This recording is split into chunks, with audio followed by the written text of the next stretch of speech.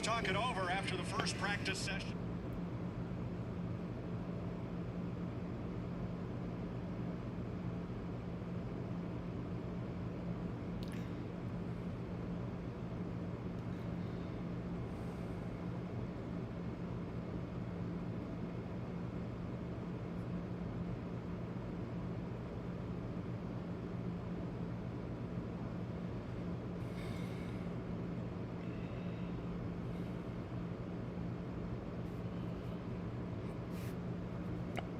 What is up, motherfuckers and party people? How the hell's everybody doing today? Hope everybody's having a great fucking day.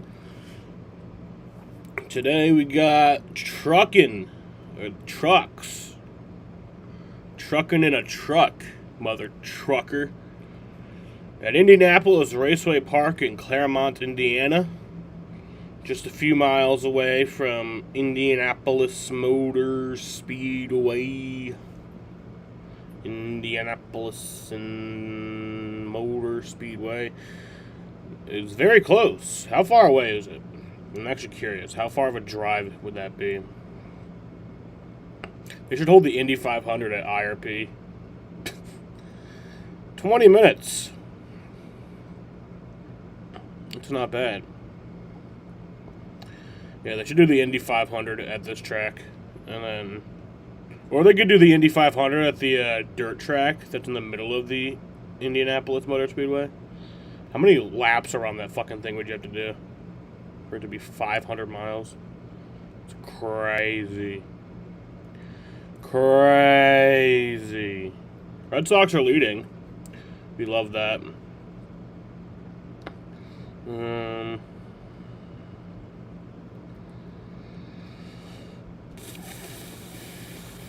Crazy.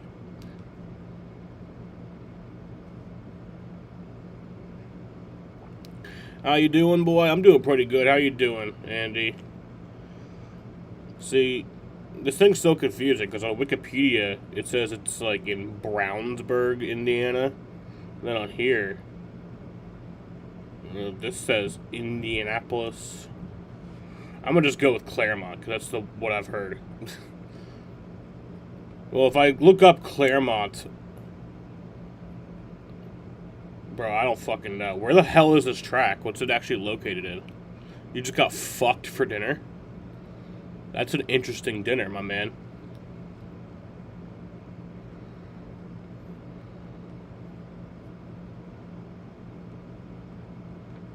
Oh my god, I guess I got the location wrong.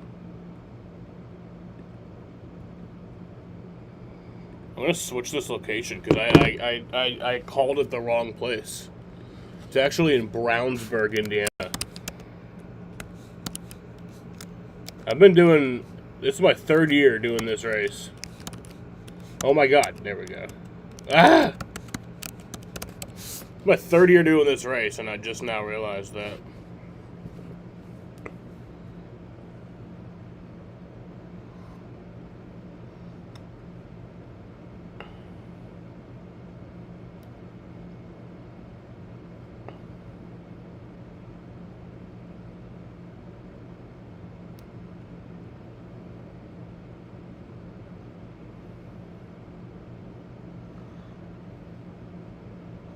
Yeah, we got some trucking to do.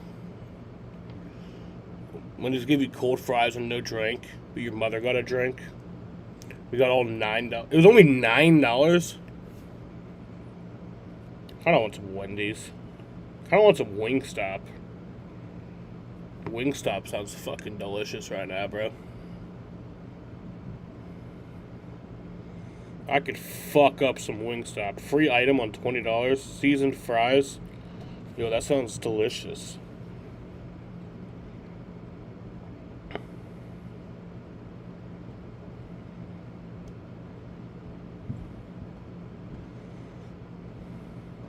Oh my god, this is such a good deal.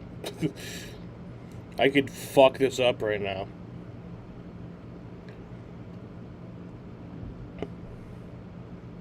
Bro, I could get some Wingstop right now, and it would be awesome.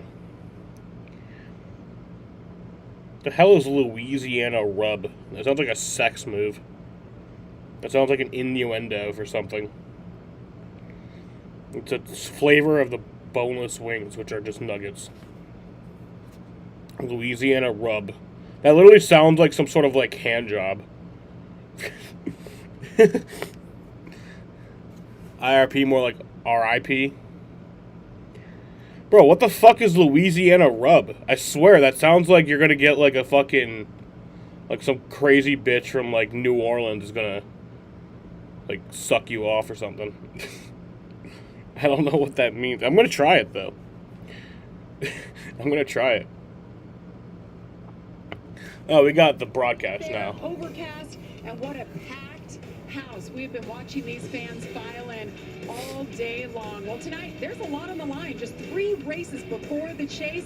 That guy right there, last week's winner, Chandler Smith, feeling pretty good about his chances starting on the front row. How about Caden Honeycutt? He just won the Arkham and Arts race. He's ready to do battle and pick up maybe his second win of the season. Do I get a drink? And that man, he comes in. Oh my god, oh no, I have to add that. That's stupid. Here, and once again, oh well. He is on pole. That's 3 straight races that Lane Riggs has been on pole. And we're so happy to have you on this Friday night. Why are they not at the track? That's stupid.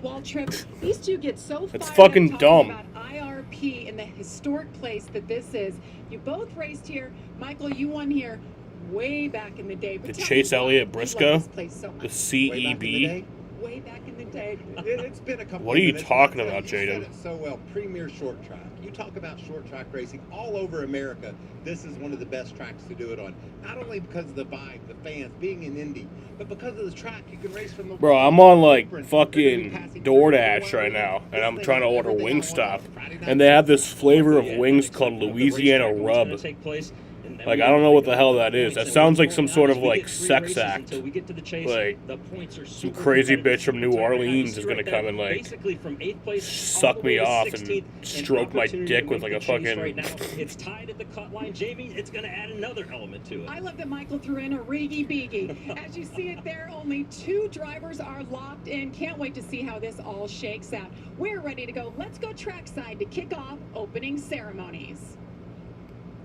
Race fans, please rise as you're able and remove your hats as Chaplain Daryl Barker from Mastersman Racing provides tonight's invocation. Let's pray.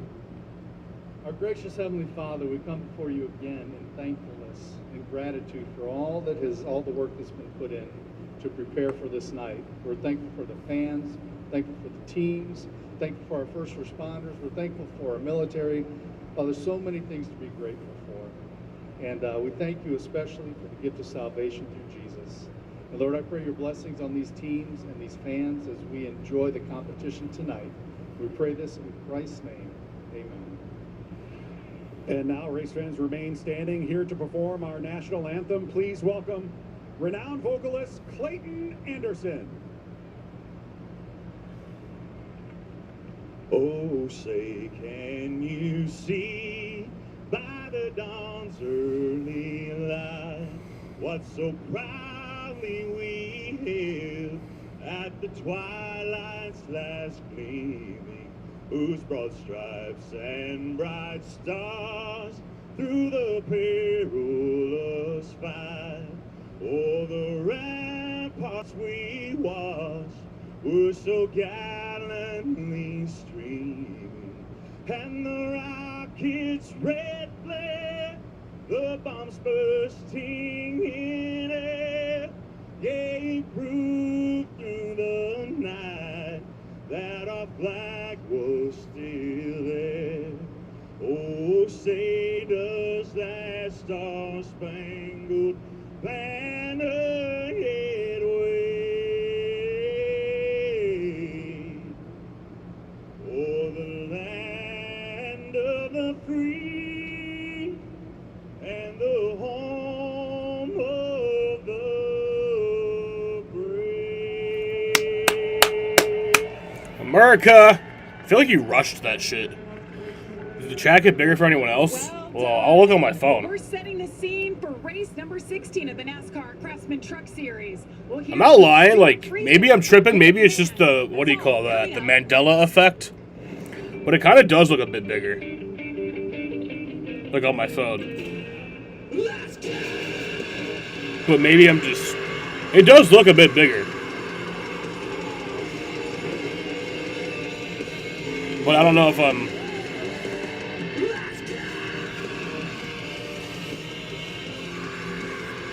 I don't know if I'm tripping. You know? Can AI be trusted? Who's going to hit the brakes if we need to? If we all had a voice in it, then I feel like it would be better. Can AI help me be a better teacher, a better mom? Maybe it'll cure some great things, you know? Will it create a group of people that ask more questions? Alright, I'm gonna order my food.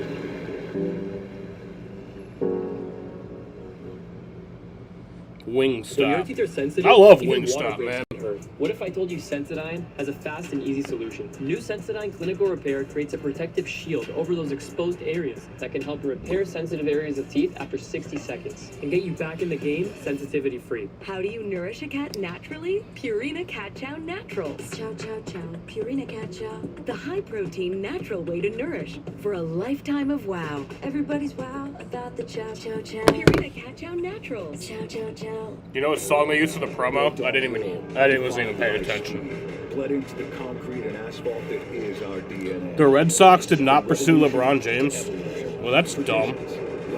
Could have really helped out. Unmistakable, free, one kick-ass All-American full throttle weekend at a time. A place where those that they want to get to. A celebration of our creed.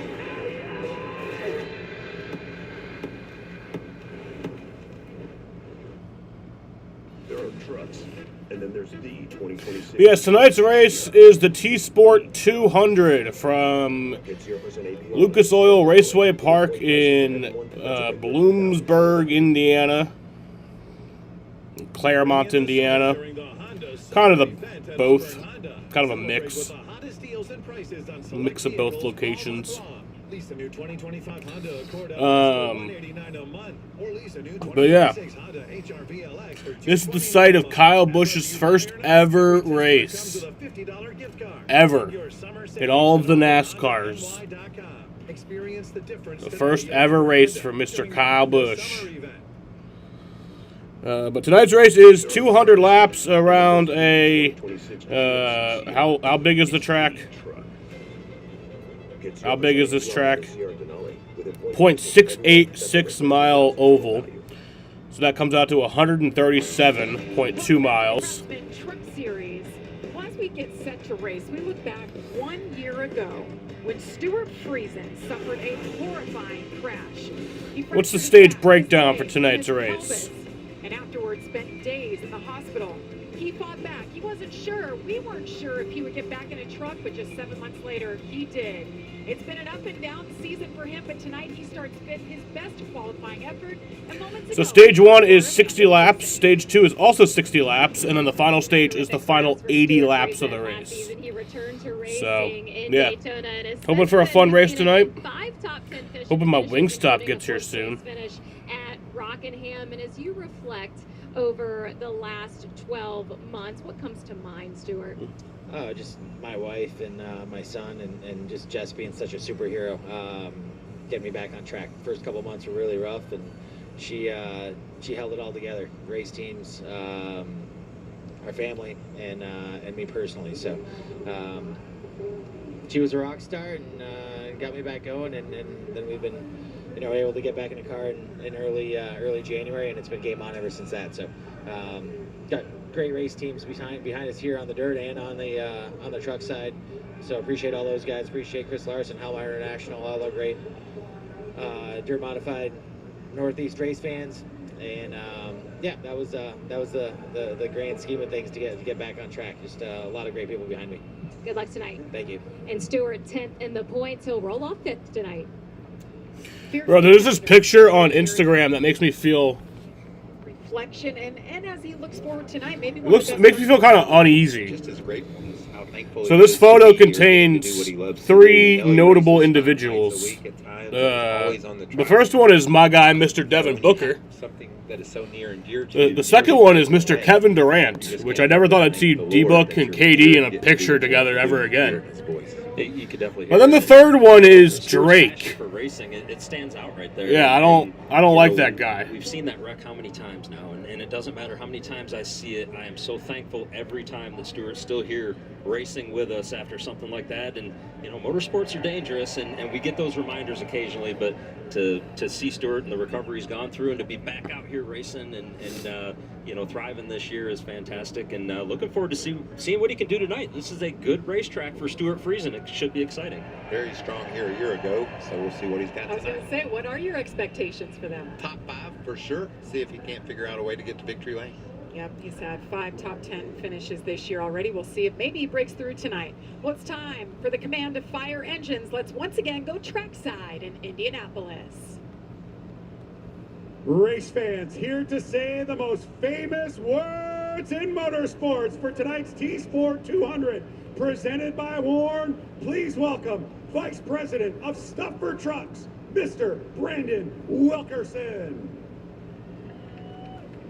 On behalf of T-Sport and Warren, drivers, start your engine!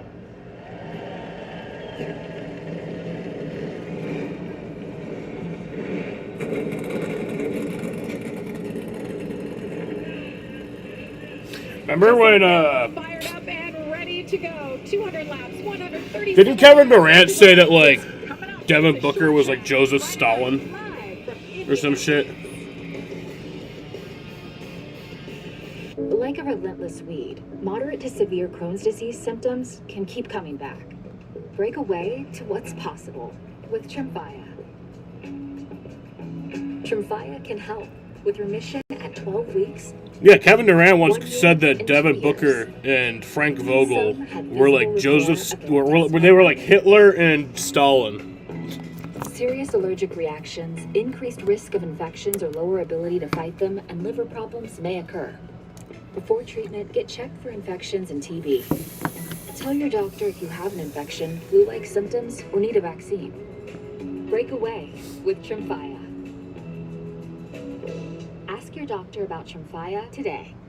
I can. You can't spell American without. No, he kind of did get canceled. Yeah, no. Remember when the KD files came out earlier this year? Like it was like KD's burner account. It was in like a group chat with some fans, and then like one of the people leaked it. And then it was just like all this fucked up shit KD had said about like a bunch of his teammates. For 90 days on the 2026 Ram 1500 Limited. See, I don't even know if I can take KD seriously, man, because it's like I feel like that's just his thing. I don't feel like he even actually hates people. I just think he likes talking shit. Car insurance with Liberty Mutual. Do they, Doug? Well, I say it. Limu, ball me.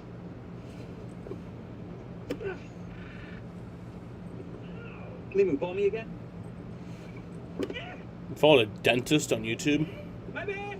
Only pay for what you need. Liberty, liberty, liberty, liberty. Napa knows that 1 in 4 vehicles will need a new battery. What's up, Daniel? And that's just the tip of the electrical iceberg.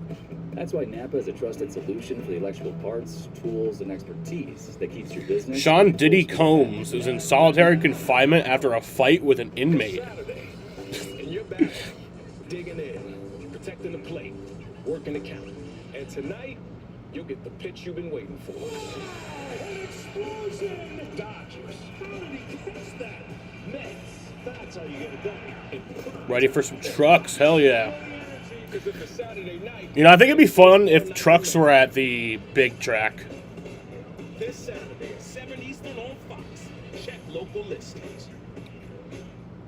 If they were at the IMS. The Craftsman Truck Series. Great overhead shot of Indianapolis Raceway Park. Packed house tonight. Gorgeous night, mid-70s. All right, let's take a look at our Craftsman starting grid. We already mentioned it. Starting on the pole, Lane Riggs won the pole for the 3rd straight race, and he won this race last year. Starting outside is his teammate Chandler Smith, last week's winner, 3rd front row sweep for FRM in their history weekend. You see Nick Sanchez starting in 3rd, first truck race since Texas in 2025. Christian Eckes has a chance to lock his place in the playoffs or in the chase. He could do that tonight. There's our man Stewart Friesen rolling 5th.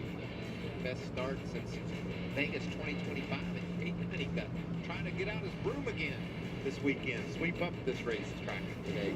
It's been a great day for Cade Honeycutt so far. Let's take a look at the rest of the field. Connor Mosak, very fast in practice. Somebody to watch, no doubt. Ribbon Queen leads those Rams to the green today. Solid practice for those trucks. We'll see how that relates to the race. Back here in row 10, you got Gavin Michelle making his career or series debut here in just a few moments. And Landon Lewis has been so good as of late. Can he get another top 5? Harrison Burton in the field, guys. It's been a minute for him. Yeah, Connor Daly has led 5 of the last 6 Indy 500s. He knows how to get it done in this town. But this racetrack's a little got a bit link. different, wouldn't you say, Reed? Just a little smaller. We have 2 pit reporters covering all the action. Yeah, I feel like the chat is bigger. And Amanda Busick. It's been a busy day for you, Amanda. Hey, What's Jamie, so funny and about also that? for Cade Honeycutt, I was talking to him prior to this race, and as I was talking to him, the head street coach. I don't like TRT, this. Wayne Ah! stepped in and gave I don't like that, him a Andy. bucket of electrolytes, and he said, "You'll thank me later." Cade made quite a face and said, "That's the nastiest thing I've ever tasted." But let's go. We talked to him in his victory interview about the sweep that he was able to do at Watkins Glen, and it started with that win in ARCA. Can he make it to his second Trucks win here tonight? He thinks he has the truck to be able to do it. Josh? Well, Chandler Smith is coming off one of the more dominant victories you're going to see in the Truck Series, getting it done at North Wilkesboro last week for his second win of the year and poised to make it a third today. Short tracks, that's his thing. He's got 5 of them in his career. It's his best style of racing. He told me after practice they didn't unload where they needed to be, but they worked on it during practice, got it much better, and it showed in qualifying. How's everybody doing? I hope everybody's having a good day. I'm having a pretty good Could day. be the truck to beat. If not him, it could be his teammate Lane Riggs and that 34 who is on the pole for this one. Either way, front row believes they can be strong, and Chandler believes he's got something to work with out here tonight, guys. Thank you, Josh. Have a great night down there. All right, Michael, how about our Craftsman track description? Well, we put all the adjectives we can to it. Let's just look at the numbers. Just a little under 7/10 of a mile. Turns are banked at 7.5 degrees. Symmetrical shape for this racetrack, but man, so racy. Grooves everywhere. We're going to have a lot of fun tonight watching these guys go at it. Regan, how about the race analysis? Yeah, it's going to be a quick race, right? This is a rapid-fire race. We got 60 laps for stage 1 and 2. Final stage, 80 laps. The biggest question mark is going to be, how do you manage the tires? When do you pick? Can you make a short stop and maybe leapfrog some guys? Michael, that's going to be really interesting to see how these crew chiefs play it out. And Michael, our fuel strategy sponsored by Zero Carbon Bioethanol. What are you looking at? Well, I'm going to tag off Regan here. When do we get those final set of tires? I'm not watching that. As soon as we I don't get like those this final guy. set of tires and think we're set to go to the finish, and I think we're going to short pit that second stage. I want to fill her up, make sure she's got plenty of gas in it so we can get to the checker. So pretty straightforward, I think. I believe we're going to see some strategy, though. We have 3 onboards for tonight. Tony Breidinger in the 27. She's carrying the Celsius onboard, starting back in 32nd. I'm excited about this next onboard. Lane Riggs with the Ford Performance on board. We got to watch him in practice. Fuck that shitty-ass video. Can he do that all night long? Landon Lewis is going to start right in the middle of this mess. Regan, 20th position. He's going to have a lot of action going on all around him. We watched this kid just continue to get faster and faster. 3 straight top 5s for him. Wouldn't be surprised to see him do it again tonight.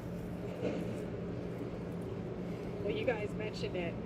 Just a packed house. Like, I had a dream one time that we were all, it was like pretty recently, that we were all like threatening Jaden in the comment section. We were like, Jaden, shut the fuck up. And then we like started like posting his address and shit.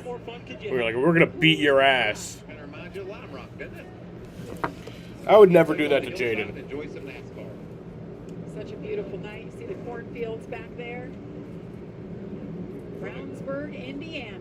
What a great qualifying run for that 77 of Sanchez. Watch for him tonight. There's so many great stories in this field. It's so hard to pick a winner. I mean, it's easy to say Lane Riggs is a favorite. Cade's a favorite as well, but there's so many guys like Connor Mosak who had a great practice session that can step It is messed up. victory here tonight. But I would never do that to you, Jaden.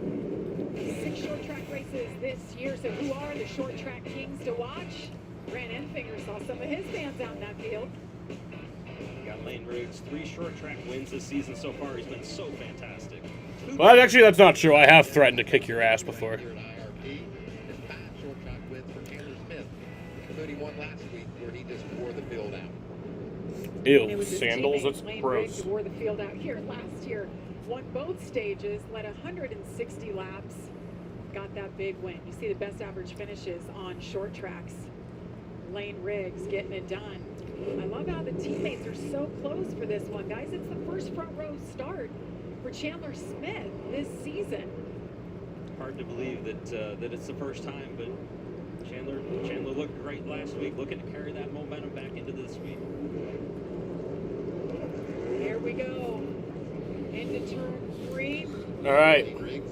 Let's get this road on the show.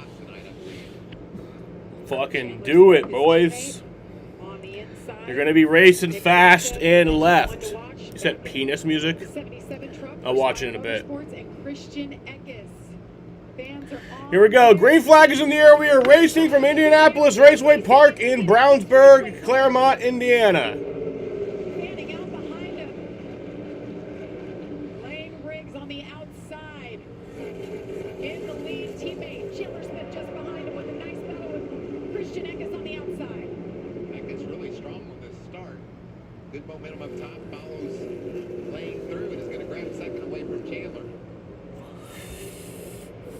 Immediately we see why the drivers love this track so much. Lane Riggs leads the opening lap. There's lanes for them to run, places to go, to make passes, to get side by side with whoever's around you. We saw down on the very bottom that bright yellow truck of Tom Majeski. Red Sox are leading 3-0. Tonight, just so good here at this racetrack. It looks like We can be going for 17 in a row tonight, but nope, we just had to lose Stuart Friesen, little sideways. on Wednesday. He works the outside. Connor Bozak on the inside of the 7 truck for Spire. Connor's looking to make a statement here tonight. Had a great session earlier today. Qualified well. Wants to go out and say, I can win these truck races. You see the line right here that Connor Bozak is running right now. Wasn't sure how early in the race we would see that, but immediately, just right down to the bottom. That 7 truck with Corey Day a year ago did that same. They're going real fast and real left, son. They're going fast and left. Yeah, my win pick tonight is Caden Honeycutt. He started, I think he started in 6th, actually. Yeah. And my guy Justin Haley started back at 24th.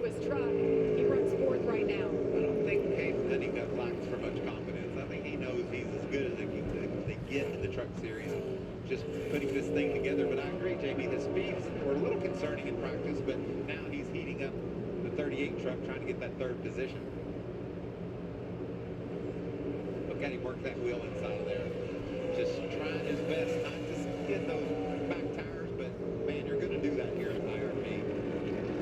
Well, and even early on in this run, Michael, the drivers know, right? If I slide that right rear tire too much on corner exit, or if I slide the right front too much in the middle of the corners, I'm going to pay a price as the run goes on. You know, they don't want to overheat that tire. So as he's trying to make this move, and you see he goes back to the bottom, he's doing everything he can to continue to be smooth, so he doesn't pay a penalty later on in this tire. Lane Riggs out front with a 1-second lead over Christian Eckes. This battle's not letting up for 3rd. Caden Honeycutt trying to figure out how to get around the 38 of Chandler Smith. Here's lap 8. Sanchez looking on in that 77, watching this over as Bozak begins to heat him up. As you see Majeski at the top of the screen there making another run on Stuart Friesen for that spot. Friesen's now given up a couple of spots since the start. I believe this 11 truck of Honeycutt is faster than Smith right now, Regan, but he just can't seem to quite get there yet. And I like what he's doing. He's being calculated with a tank. My man Kyle. He can get those, and eventually it'll be able to set up for a potential slide job. Stuart Friesen has lost 3 spots since the drop of the green flag, Amanda. Fuck, my food's here. His team says that he feels super loose, almost even on the verge of wrecking. So for our hopes tonight for a top 5 finish for Stuart Friesen, they're going to have the race is on. Love the Justin Haley hat. You fucking dunce. See, this is why I was probably threatening you in my dream. Adjustments will set him up for a strong run tonight. I still believe in him. And the good news for Stuart, it's early enough in the race, right? We know it's highly likely they're going to get 2 opportunities to work on these trucks. So give that feedback. How long? Oh my god, it's so. Exactly what you need early in the I don't want to wait till the end of the stage to go get my food. It's gonna be like cold by then.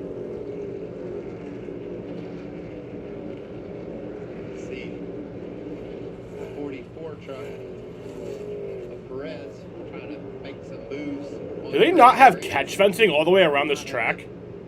That's insane. Start to this race, but it looks like the truck's working well on the bottom. I think these trucks will change a bit too as they get the heat of the tire. AJ has drove that 16 more than Justin Haley. Well, if I bought an Austin Dillon hat, that doesn't make it a Dale Earnhardt hat because he drove the 3 more than Austin Dillon. Jaden. Laps into the run, and this track's going to go through a lot of cycles as well. We just had the Art Menard Series race on the racetrack before the Craftsman truck race here. Different rubber with those cars, so they got to burn some of that off. And you see Actually, at this point, I'm pretty sure they're probably pretty close on starts in the number 3 car for Dale Earnhardt and Austin Dillon. They're probably pretty close. Welcome to the Truck Series for Gavin Bochelle. Because for the first few years of Dale's career, he drove the 2. And then also back in the day, they had less races in a season. So they're probably pretty close, actually. Speedway, and I remember being out there a couple years ago watching these kids. Look at that. Because I'm not a Biffle fan. I never was really a fan of Biffle. I mean, I always liked Biffle, but like, you know. And a lot of pace here tonight. I'm really impressed by what he's been able to do so far.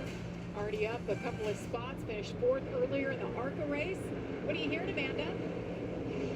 Yeah, I was seeing it next to Jeremy Donnelly towards the end of that ARCA race. He wanted to see how his driver was going to finish up, but he's told me that ever since Gavin found out he was going to be in this race tonight about 2 months ago, that he has been attached to his hip, trying to learn everything about this truck. The first time that Gavin had experience, they were not able to do any testing, was right here earlier in practice and qualifying. He was really happy with how things went in practice, but it was a little upset with himself in qualifying. Jeremy was with him to say, hey, shake that off. We got a race to go to later. And now he's showing himself out here tonight, guys. Yeah, Michelle up a couple of spots already. It is a multi-race deal, so we'll see him back behind the wheel at a couple more races this season. Look at that move around the top. Cade's going to make that work. It looked like, and it's so crazy for me as a guy that raced here, as Jamie pointed out many moons ago, the groove was up top. That's where he ran, but it seems like lately everybody's migrated to the bottom. So I'm really glad to see that Honeycutt's able to go up around the top and have some speed. Well, and I like what Caden did there, right? He tried the bottom for the better part of 10, 12 laps almost, and when that didn't work out, you kind of set up the truck in front of you to make you think you're going to the bottom. Nope, go to the top. And there he goes. It works. 18 laps it took, guys. He finally got around the 38. Caden Honeycutt up to 3rd. Meanwhile, Lane Riggs. Yeah, the first year Dale Earnhardt drove the 3 car was in 1984. So I could do the math. I could find out. Chris, I didn't recognize you from your profile pic. Did you get a haircut? Is the 3 Austin Dillon's number now? Because it can be a big trigger for young homeowners turning into their parents. So have you been doing this long? You seem great at it. Hey, Chris, there's room behind you if you want to pass this turkey. Okay, let's let him drive and we ride. It's a lot. Safe travels. Thank you. Good luck to you. You too. Great talking with you. Progressive can't save you from becoming your parents, but we can save you money when you bundle home and auto with us. I'm sure you got another ride. I do. All right, go get him. Okay. oh, how did you do that fucking math so close? How did you do that math so quickly, Jaden? Places like that hotel pool, where you can cool off. How'd you get that math done so quickly? Come on, book that trip. It's easy. Booking.com. Booking.yeah. Protein hun? Tender steak? Austin Dillon has 460 starts, but for like in like 2013, he drove the 33 car. Ooh, garlic parm. I wish we could actually catch up. Go get your food. Yeah, but it's like the green flag. You know what? I will. Over this DiGiorno wood-fired style pizza with I will. crispy, airy wood-fired style crust. It's not delivery. It's DiGiorno. Just when you thought... I swear to God, if a fucking caution comes out, I'm gonna flip my spray shit. onto a clean, wet surface and rinse off to spread the water-activated protection. Get a head-turning shine with Mother's California Gold ceramic spraying rinse. Ceramic made simple. Give it that mother's love. When your teeth are sensitive, even water breaks can hurt. What if I told you Sensodyne has a fast and easy solution? New Sensodyne Clinical Repair creates a protective shield over those exposed areas that can help repair sensitive areas of teeth after 60 seconds and get you back in the game sensitivity-free. Paying less for less ain't a good deal. But when you pay less and you get more, that's Straight Talk Wireless. Straight Talk's been the same price since they started in 2009. Straightforward, always. And now plans starting at just $25 a month. Official partner of NASCAR. Do parents cover kids' eyes to protect them? Uh-oh, that's a scary part. Or to secretly steal their Reese's? It doesn't sound scary. Super scary. Perhaps moms know everything happens for a Reese's. Gorgeous night for racing in Indianapolis, Speed City, as the Hoosiers are beginning to call it. Indianapolis Raceway Park, about 7.5 miles down the street from the big track, Indianapolis Motor Speedway. And what a scene it is tonight, a packed house. We've been talking about it, guys. It is officially a sellout. So well done by you race fans. Such a fun place to watch a race. Oh, it is that. You can see just relaxing on the hillside, but not relaxing is our leader. He is cutting his way through the field. You see Tony Reidinger in that 27. He just put her a lap down, worked around Chris Wright.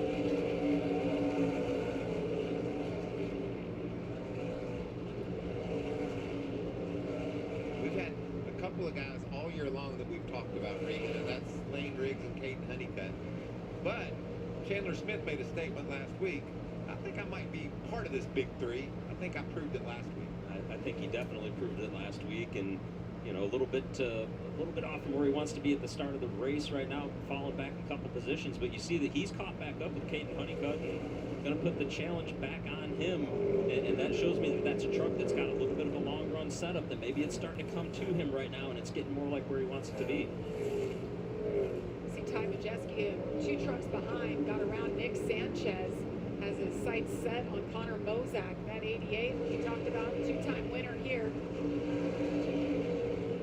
Best average finish at this racetrack. He's pretty darn good at the next 2 stops we're going to as well. Richmond, Loudon. Don't you just love watching those trucks bounce around as they go down into the corner? Just bouncing all over the place. The setups these crew chiefs Not my food. use to get these trucks to handle around these corners. They don't care if they don't handle good going straight, do they, Regan? I think they're worried about the corners all the time. That's it. So if it bounces down through there, so be it. Watch those things. Wham! We noticed that earlier. That's fun. Bouncing all over the place. Josh, what do you have on Majeski? Well, Jamie, it seems like week in and week out we talk about that bar graph for Ty Majeski and how he has one good run and the next week he has struggles. When I went up to talk to him earlier today, he said, I know, Josh, but today is the day we break that graph. We're going to have 2 good runs in a row. In fact, this is a very good stretch for Ty Majeski with the short tracks we have coming up. His best racetracks set ahead for him in terms of today and Richmond and New Hampshire going forward. And he said today the truck was very good in practice. He's like, I don't know if I have a race-winning truck, but we have something that we can work with. We see him up a couple spots right now, and he's got a crew chief. Joe Shear Jr. missed last week's race because he was sick. He is back atop the pit box. So all positive things for the 88 team so far today, guys. Yeah, it's been wild to talk about this graph. It's like a heart rate monitor. Little confusion. How can that be? As good as he is, how can it be so bad some weekends? Every other weekend, actually. Literally finishes top 5, top 10. The next week it's 20th or worse. And it's been like that all season long. That's the end of tonight. He's putting together a solid run. You can just tell that truck's got a lot of speed. And the good news is that you do have those peaks, so you know that you're capable of it. It's when those peaks aren't there, you get a little bit more concerned. Who trusts the Wikipedia? You know, I trust it for that. A place like Indianapolis Raceway Park and you know, Richmond coming up next week, you just know that he's going to be a threat when you get there, and he's going to find his way into that top 5. See Sanchez just at the top of your screen putting Frankie Muniz lap down. Muniz running in 35th. He's been on the struggle bus today, but our leader, he's on a roll. Just put Corey LaJoy a lap down. Connor Daly. Thank you, Daniel. I appreciate it. In 27. Just working his way through the field. These lack of cautions when you start out back, this makes it really tough to stay on the lead lap. You can see that bright yellow number 25 up there. That's the next target. Hunter Daly. Lane Riggs is still leading. He's on every lap so far. This race. That's kind of surprising. He's been steady top 15 all year long, but tonight, not so good early. The worst part for these drivers right now is their crew chiefs, their spotters, they're on the radio telling them, we need a little bit more, we need you to go, we need you to push just a little bit harder, and you're giving everything that you can right now. You know the situation. You know that the leader is bearing down on you to put you a lap down. You don't want that to happen, and there's just not another gear sometimes. This battle just continues to rage on as now Connor Mozak has joined it. Hayden had the best of Chandler for a bit, and now Chandler looks like a little bit better long run speed. I just wonder which group hurts your tires more, Regan, as we talk about fall off.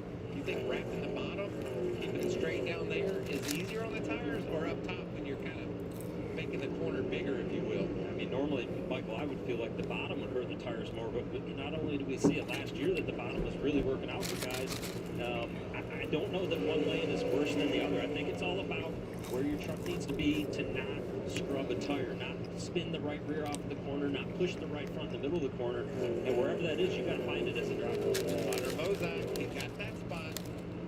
What a This is a battle. statement night for him tonight. Well, you said it, Michael. I mean, he knew what he had earlier. There were high fives all around when he was fastest in that one and only practice session. And you see it here. Connor Mozak now in fourth. Caden Honeycutt slips one spot behind him. Meanwhile, Lane Riggs out front continues to lead. He's now led more laps here than any other track.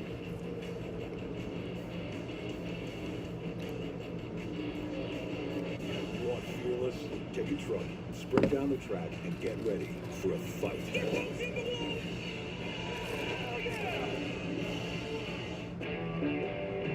Napa knows that 1 in 4 vehicles will need a new battery this year, and that's just the tip of the electrical iceberg. That's why Napa believes in testing the electrical systems on every vehicle, from the battery to the alternator. And why we're a trusted solution for the electrical parts, tools, and expertise The road dominance made poor catching fans. problems before Well, they become breakdowns, and keeping every vehicle it's and every racing, business bro. moving full speed ahead. Everyone should just shut up and enjoy the race. And Doug. I'm glad we could all play today. They say tennis is great for remembering you can customize and save hundreds on car insurance with Liberty Mutual. Do they, Doug? Well, I say it. Limu, ball me.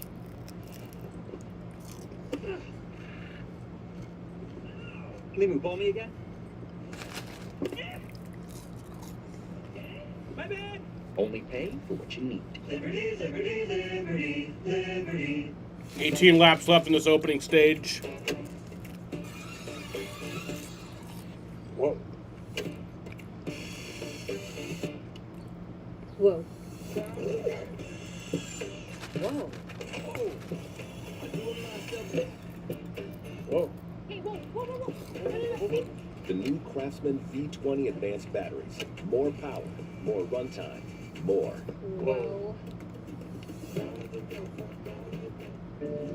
This brain is 4% larger than average. From watching FS1's daily shows, Colin Cowherd, engineered to activate your logical thinking and decision making. Here, indefinitely here. First things first. Here, it's thought processing, overstimulated. Beautiful. And this is the chaos zone triggered by Barstool.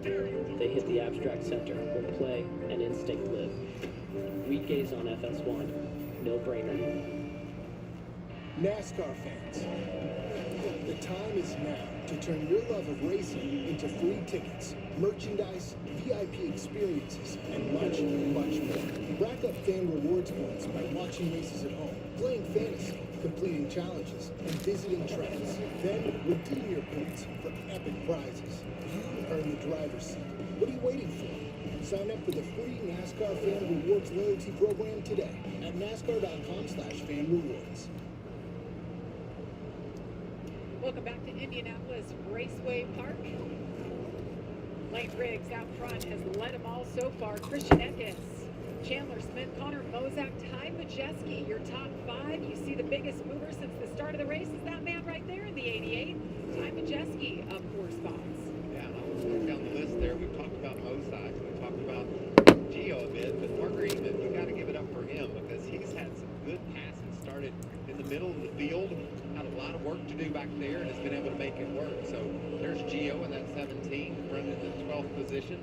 Good solid start to the night for him. But Eatman is just up ahead of him there in that 42. That's impressive. I talked earlier in practice, right there you see Eatman in the 42. We talked earlier in practice, Regan, one of his first starts was at Dover where he finished 21st. That's a box check. You go to Dover, nearly get a top 20 in your first try, that's a tough racetrack. He was back there racing against our own Clint Boyer. Remember that? And he's done a nice job all day long. When you think about qualifying, had a nice pickup on his qualifying lap that was able to get him a decent starting spot and just doing what he's got to do to learn. That's what you want to see out of a young driver, right? Complete the laps, keep your truck clean, find a way to finish. There's Harrison Burton in that 5 truck.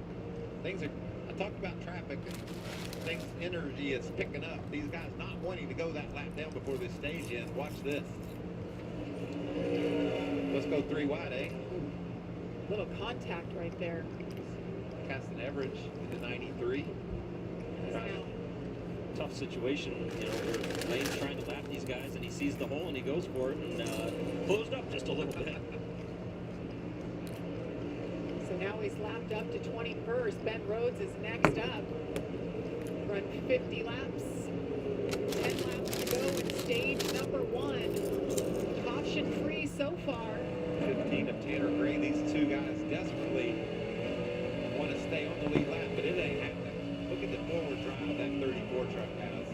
I love this game. I would say as we see, you know, Lane can go from the top to the bottom. He can I fucking love this game. I still have it on my phone.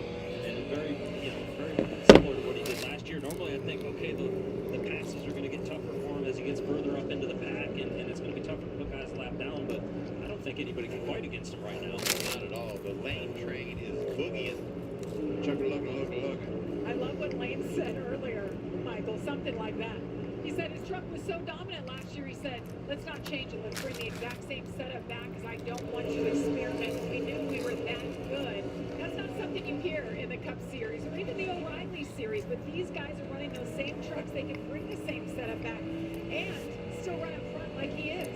Look at all these trucks that are going to go a lap down here. There's Chris Wright. He's already fallen off the pace. Had a good practice session, but the race isn't relating. There's Jake Garcia's up there. Garcia, just good truck after good truck. The one thing that I noticed is Lane is catching these guys. You're seeing the moves in front of Lane when we were on his onboard there getting dicier and dicier. They're making, you know, bigger lane changes. They're trying to pass the truck in front of them, and that's when you start putting the pressure on those guys. You really got to keep your eyes forward and make sure. NASCAR Red Line was good. It was. Flip each other and cause a problem that they could get down. Then there was a game called NASCAR Manager that was kind of the same thing, but it just didn't hit the same. Track in Indiana. See here, these 3. Battle for 6. Caden Honeycutt there. Grant Enfinger on the bottom, and in the middle, Nick Sanchez. Been over a year since he's been in a truck. Looks like Grant's got a good longer run truck. We saw him lead early. He's been able to rally.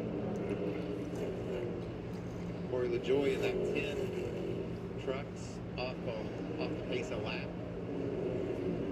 Well, yeah, I do have a short of that game. I love this shot right here. 3 different trucks, 3 different lines, and it worked for all of them. Yeah. There's a reason why they're all where they're at, and you talked about Grant's truck maybe coming to life as this run's gone on a little bit, and the opposite appears to be happening for Caden Honeycutt. Maybe losing just a little bit of what he had. We saw him early in the race up there, you know, getting up to the 3rd position and just backtracking a little bit as we get to the end of this run. And those are all the adjustments these drivers will be communicating to their teams. How much do I need? Where's my truck the worst? Can we do it with air pressure, or do we put a wrench in the back of the truck and make an adjustment? All these things are being talked about right now on the radio about how to go about it. Amanda, let's get an update on the 11 at Caden Honeycutt. Yeah, probably about 10 or 12 laps ago, he radioed to his team that he just had 0 grip out there, so desperately trying to get to the end of the stage for some adjustments. See him barely hanging on with all he's got right now, Regan. Yeah, and then as Amanda was saying about the grip, and he had 0 grip, like right there, you see the back of that truck just sideways, and that means he doesn't like the front, doesn't like the back, feels like the tires are just, you know. 3 to go in the opening stage. Basketballs, and they're sliding across the racetrack, and he wants this stage to end rapidly here. You see how far Van Enfinger already has driven away from these groups. That the orange truck at the bottom of the screen, That's making some ground right now. In fact, the last time around the track, Grant was the fastest. 1.5 laps to go here in stage number 1. And then those new tires, those adjustments. It'll feel so good. You got that right. Kevin Michelle has done a great job. Top 15. He's going to lose a lap here, but he should get the free passive. Lane doesn't get Coming around. And he's not going to. That's Frankie Muniz in the 33. Lane Riggs. So good break for Gavin. Good first stage for this 18-year-old. Will win stage 1 Great first stage for at Lucas Oil Speedway, Indianapolis Raceway Park, from Brownsburg/Claremont, Indiana. And it's his 8th stage win of the season. Except right where he left off. He's bare knuckles, baby. He is. It's been all about Lane Riggs. He's led it What's all the score of the so Cubs far. game? Pit stops and adjustments. The Cubs are playing the Pirates. They're in the top of the 9th inning in Pittsburgh. It's a 1-1 tie. You're the director. You write the script. Thank you. And call the shots. You keep the story moving along. Hey, Boom's in. Until one day, your doctor says you have chronic lymphocytic leukemia. That wasn't part of the story. For CLL, my doctor recommended Calquence. Calquence is the first and only BTKI to offer 2 approved all-oral chemo-free options. Ongoing treatment with Calquence or fixed-duration treatment when combined with venetoclax. Calquence can cause serious side effects which may lead to death. This includes serious infections, immune problems that may increase with blood thinners, decrease blood counts, new cancers including skin cancers, heart rhythm problems, and liver problems. Tell your doctor right away if you have flu-like symptoms, blood in stool or urine, fast or irregular heartbeat, dizziness, feeling faint, chest discomfort, shortness of breath, stomach pain, dark urine, or yellowing skin. Calquence may harm an unborn baby. Ask your doctor about pregnancy and breastfeeding. These are not all the side effects. Use sun protection. And action. Ask your doctor about Calquence. If you can't afford your medication, AstraZeneca may be able to help. I'm Keegan Michael Key, and Ore-Ida invented tater tots. Anyone else is just an imitator. Speed and Michael Key here for potato nibblers, made from teeny tiny potatoes. Well, Ore-Ida's tater tots are made from fully grown Oregon and Idaho potatoes. Idaho. It's time for the world's most extreme sport. Not like a shot. The NHRA Trucks.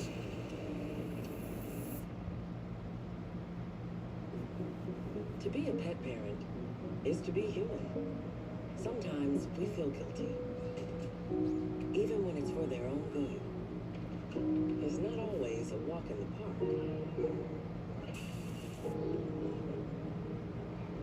That's why more and more pet people rely on Hills with scientifically proven formulas to give more love than humanly possible. Because you're only human, there's Hills. Science does more. Verdict Chevrolet celebrates the heartbeat of America this July. Everything for every family and every purpose. Wait. 26 Chevy Silverado, 1,500 eligible. Lease now, $379 a month, 24 months, $29.99 down. Or choose 0% APR financing for a full 5 years. 125 trucks and SUVs available now at Verdict Chevrolet at Drivers Village. Together, let's drive. Well, Glenn, traditionally it was always trucks, O'Reilly Cup, but now do you feel like you don't need to follow that system anymore? Like, it just doesn't seem like it's necessary. I think you can do. When we talked to Corey Heim a couple weeks ago, it was interesting. He's like, I don't really think one or the other is better.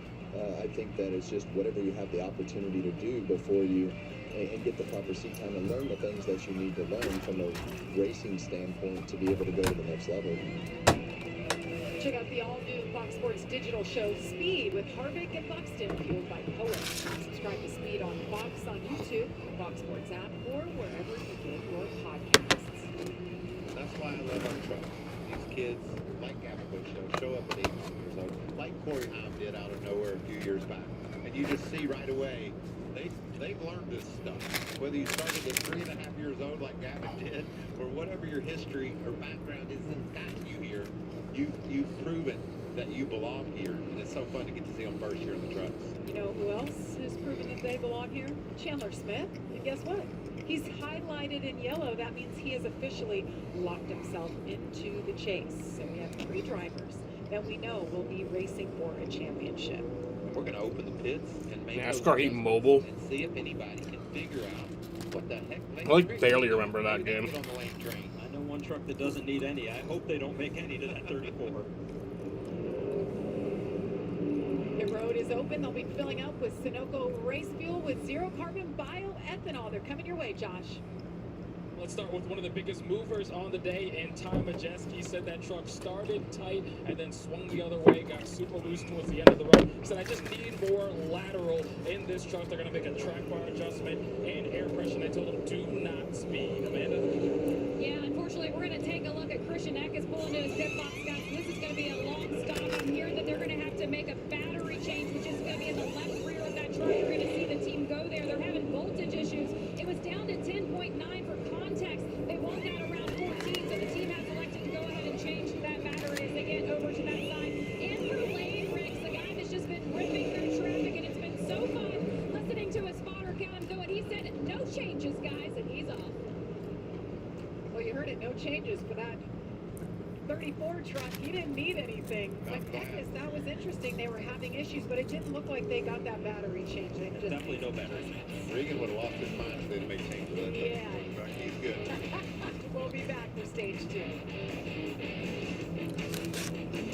Adding stuffed crust to Domino's best deal ever for just $9.99 was all Lindsay's idea. We used to charge $3 more for stuffed crust, and now we're just giving it away. It's the most financially irresponsible idea Lindsay has ever had. If her idea doesn't pan out, I call dibs on her office. I've already made myself quite comfortable. Get any toppings on any pizza, now including stuffed crust, for just $9.99. Lindsay. Only at no.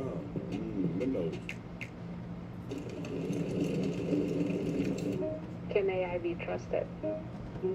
Who's gonna hit the brakes if we need to? If we all had a voice in it, then I feel like it would be better. Can AI help me be a better teacher, a better mom? Maybe it'll cure some great things, you know? Will it create a group of people that ask more questions?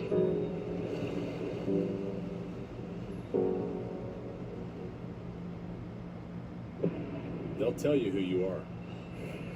What you can't do. Where you don't belong. But with the right people at your side, you write your own story. You don't wait for success. You chase it. Sharper, tougher, faster, with every lap. And when you give everything you got, you don't just win. You inspire what comes next. When your teeth are sensitive, even water breaks can hurt. What if I told you Sensodyne has a fast and easy solution? New Sensodyne Clinical Repair creates a protective shield over those exposed areas that can help repair sensitive areas of teeth after 60 seconds and get you back in the game sensitivity free. How do you nourish a cat for a lifetime? Purina Cat Chow. Purina Cat Chow. Everybody's wow about the chow chow chow. Trusted nutrition for every life stage for over 60 Tester. years. Cat Chow. Chow chow chow. What causes a curve? Is it Peyronie's disease or somebody I can talk to for help? I got somebody for that. You guys got somebody for Peyronie's disease?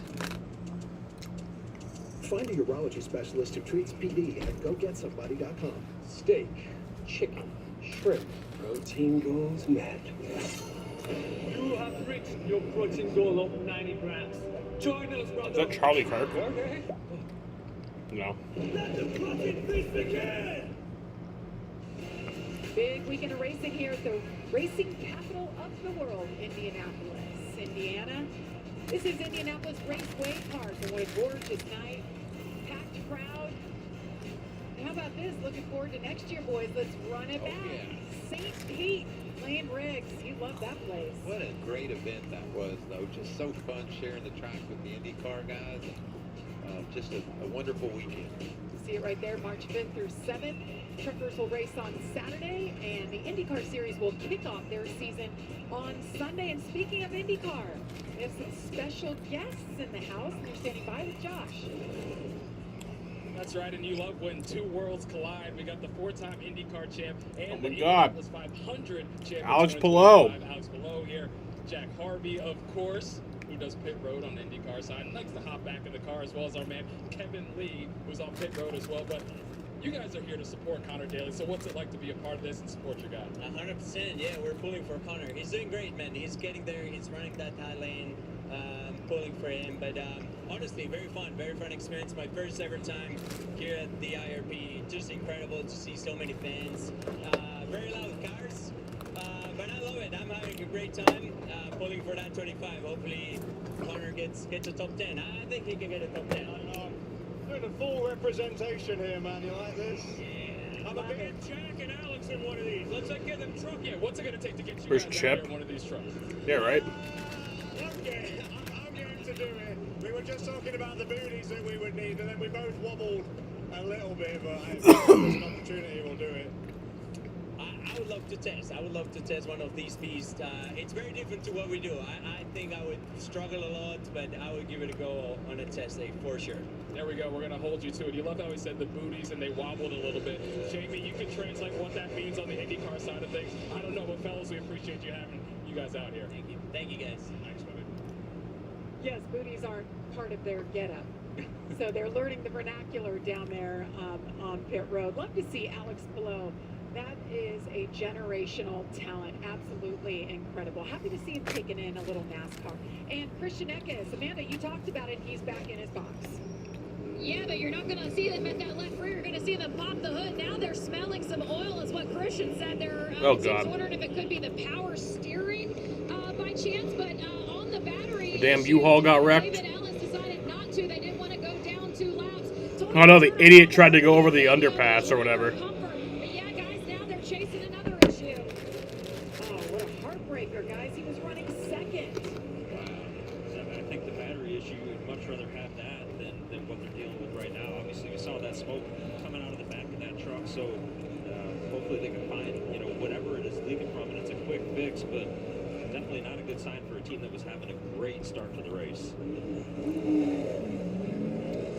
Gavin Michelle got the free pass. 4 truckers took the wave around. See, Eckes makes his way back out onto the track as we get ready to go back to green here for the start of stage number 2. Did anybody make the right adjustments that All right, here we go. good enough to run with the 34? Lane Briggs just do this. out tonight. His teammate. Green flag's back in the air. Stage 2's underway. Green flag is in the air. Something didn't go right Ooh. with that start. Lane got stacked up. Looked like he was spinning the tires. You could see that truck dancing around just a little bit, and Chandler Smith takes the lead there. 3 wide behind him. I saw 4, Jamie. They were 4 deep in the field, all over this racetrack. And you talk from the wall down to the grass. Look at these. I'm already full. I barely ate anything. Every lap that goes by, it's just going to get more intense. Lane says, excuse me, I had a little hiccup back there, but I'm coming back to where I Lane rigs out, back to the point. Like I said, I'm coming with you. He's up to Try to get around Grant Infield. Chandler Smith, Watch this truck. his teammate. Maybe a missed a shift. Yeah, the reason was he was getting run into from behind when he missed it. It looks like he missed that shift. That'll make it dance. What a battle up front, little crossover move. Yeah, and he's in control again. When your truck's that good, you don't have to panic too much when you have a little hiccup like that. You just kind of take a deep breath, reset, and do exactly what he did. You talked about 4 trucks that took. NASCAR 26 will have 70 drivers in the truck series. How? 3 and 4 wide. It'd be cool if you could have them all race at once. We would see just that, but no caution yet. We're being told the restart is under review. They're all under review. It's good, Michael. Make sure everybody was minding their P's and Q's. The director of this series, and he said, we're going to watch them closer and closer as we keep. Oh, slow truck. 2 trucks. That's the 2. Who? One of those drivers making their first career start. Jack what? I don't fucking know what his name is. What he needs to do to be competitive, but he has a problem there in the 2 truck. And he's on the back stretch. Long way to go to try Jackson to get around. McKinko. Can he use that access lane? I don't like maybe? that. And he does. We stay green. Time Majeski's been working this pass for the past 2 or 3 laps, and he's getting so close to being able to clear Nick Sanchez. And he's done a nice job. His truck pointed direction he wants to, not using his stuff up, and there we go. I think Nick finally said, okay, you're a little bit better. 70 at Bristol would be wild. I think Tom might have gotten it up in the middle of the corner, too, just to make sure he was cleared. Knew once he had that spot, he could drive away. Sanchez doing another nice job. Your Wi-Fi just crashed? That's not good. Well, at least it didn't happen to me. Get to see here as we run just a handful more. That does sound fucked up. But I mean, if it happened to me, then my stream would go down.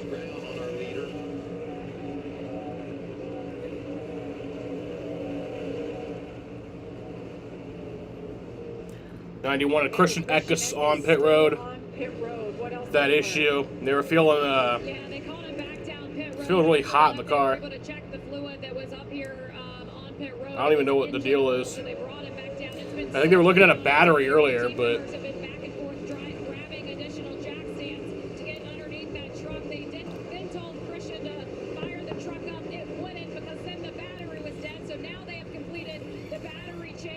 they've got a new battery in there. But he's gone multiple laps down. He's in last place right now.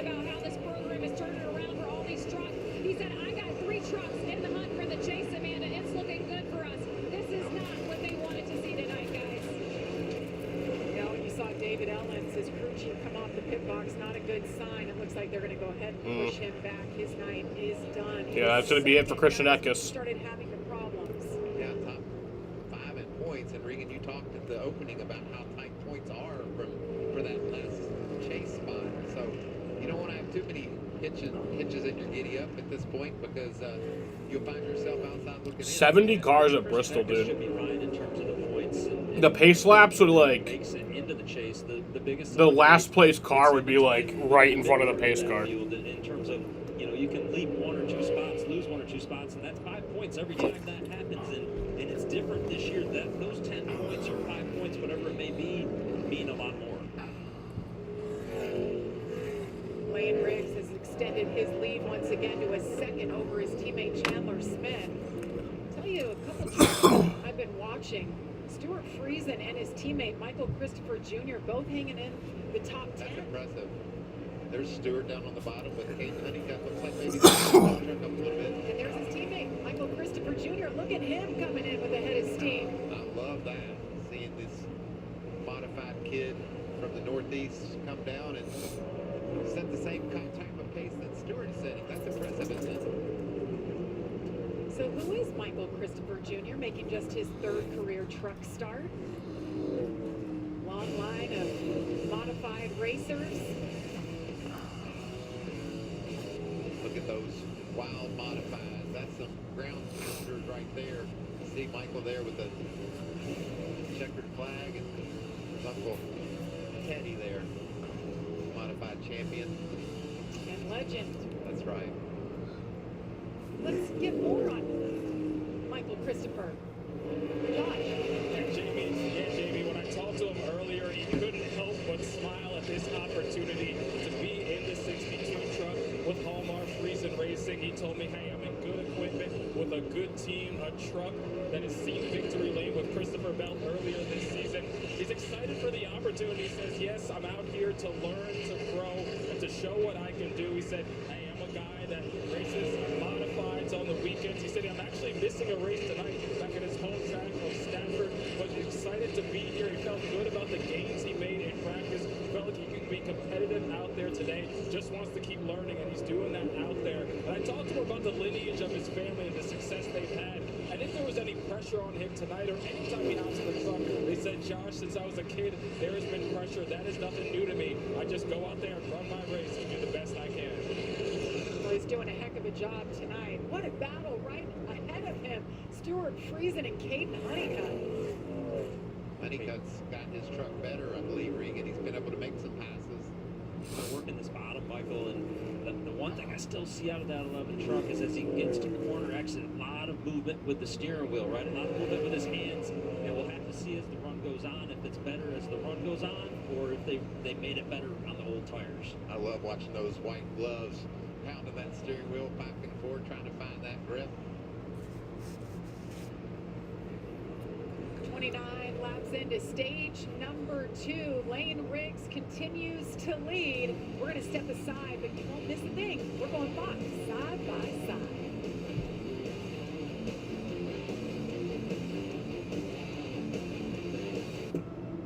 There's never been a race like this. One weekend, one city. The Freedom 250 Grand Prix. 7 turns, 4.7 miles.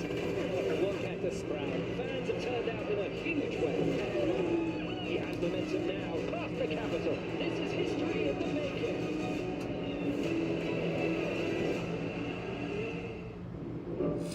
I've doubted myself more times than I can count. Heard every opinion. Read every headline. But when you're surrounded by the right people, you learn it's about more than just racing. No racing next weekend. It's about why you're racing. Literally every single day next week, I'm streaming the Red Sox. You take I control. might take Wednesday night off, but I don't know.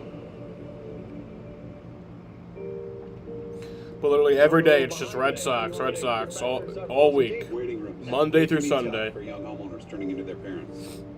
What are you here for today? They're all West Coast games too. In and out, easy peasy. Impacted tooth over here. I don't know if you can see it, but All right, let's just sit quietly and wait for our call. gotcha. I'm what they call a grinder. Yeah. Progressive can't save you from becoming your parents, but we can save you money when you bundle home and auto with I us. have abnormally large tonsils. Score big with the DQ $7 meal deal. And for $2, you can upgrade to a small Blizzard from the Blizzard Cup lineup, starring the Biscoff Cookie Blizzard. The $7 meal deal with $2 Blizzard upgrade. Get it delivered in the DQ app. Orla exhaust is a pipeline between driver and machine. That stadium concert sound absorbs into your chest, your shift hand, your soul. You are in the zone, fully connected with a rolling jet that breathes fire. Built on will, defined by speed, bled into the concrete and asphalt that is our DNA. From revolution to evolution, traditions, loud, proud, unmistakable, free. One kick-ass all-American full throttle weekend at a time. Why is there no races next week? Because it's an off week. Celebration of our creed.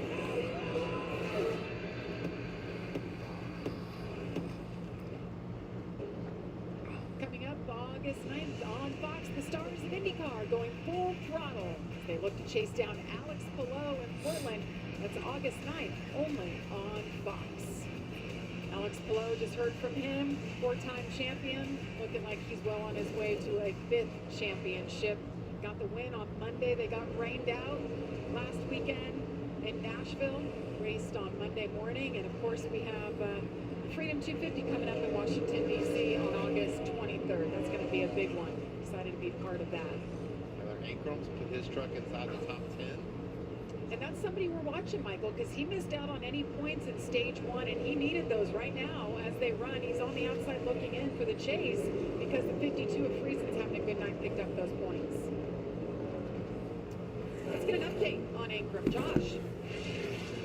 And yeah, Jamie, I talked to Tyler Ankram right after qualifying, and you could tell the frustration he was feeling at this point. The last 2 races, he's lost 23 points to the cut line, and after practice, he just didn't feel like they had the truck they needed. I asked him what was the issue you were dealing with in practice, and he said simply it was everything. The frustration building because he feels like he's been with his team for another year. They were so good last year, one of the teams that made it to the championship floor, but this year they have just struggled, especially as of late. But this has been a good track for him. Short tracks have been really good for him, and they've gotten that truck a lot better to the point where they're battling inside the top 10. If they can continue to chip away and dial that truck in, he should have something that can get him a good point stay because he needs it like you So we're at the halfway mark here. Frustration starting to go away a little bit as they're getting that truck better in this race. You know, this whole McNally Hogan team this year has been a little confusion. They've showed a lot of speed at times and been off at times, but steady. They're able to keep pushing along. Christian Eckes has been the fastest. He has troubles tonight.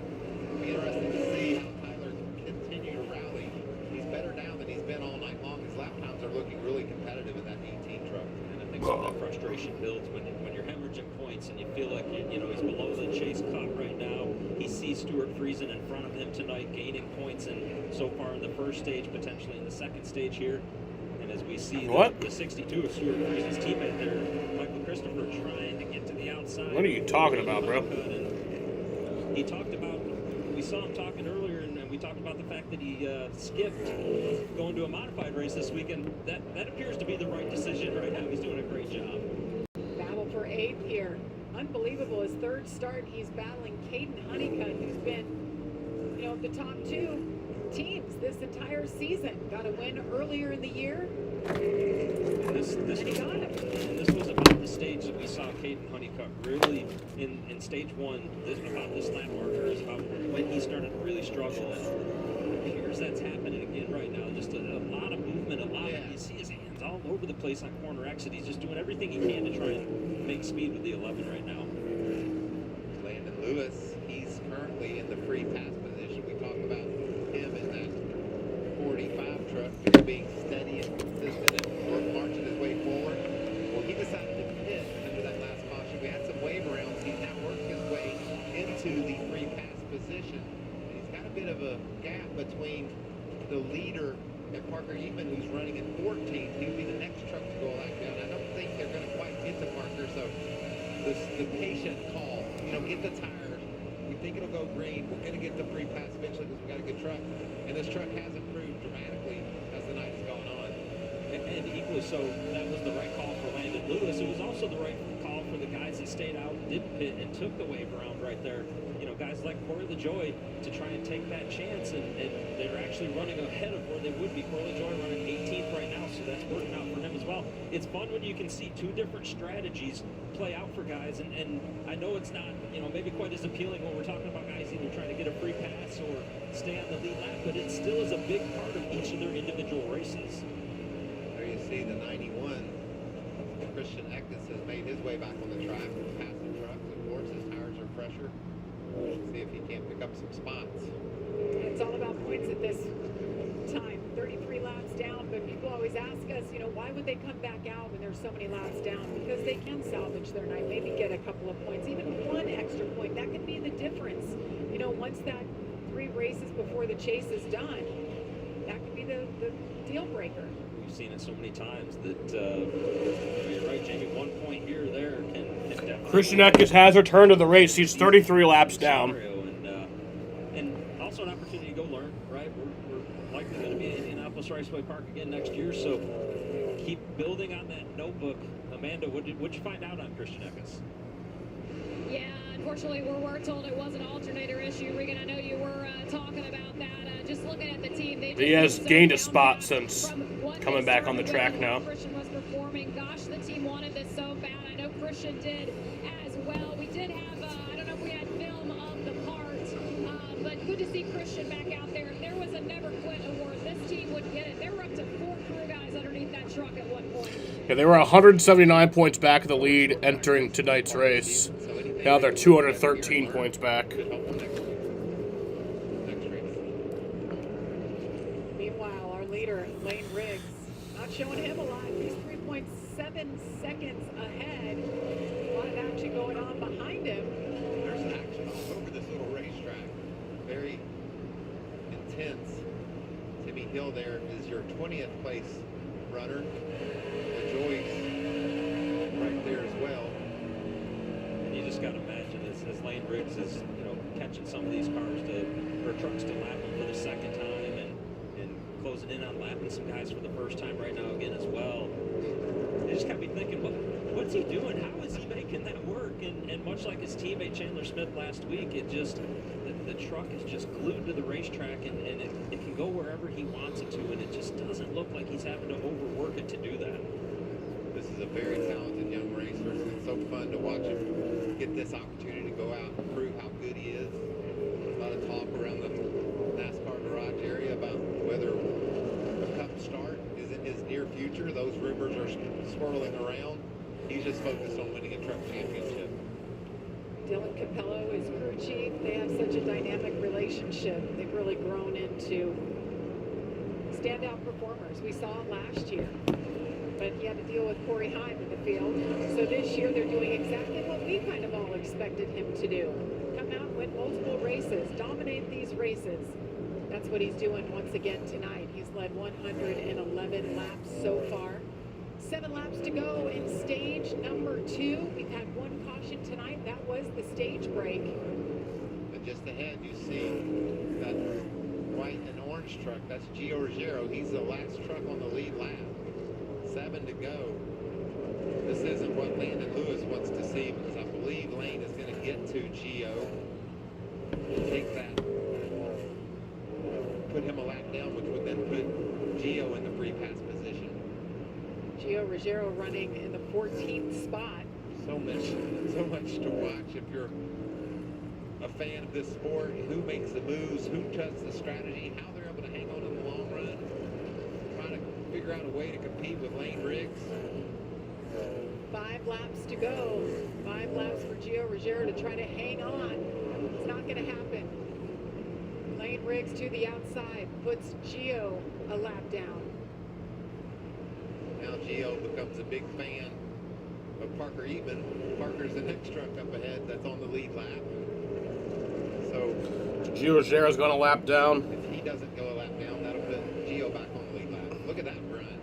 4 wide. 4 wide. Damn. That's It's a battle for second right there. Connor Mozak in the 7 truck just takes that position away from Chandler Smith. That's a strong move.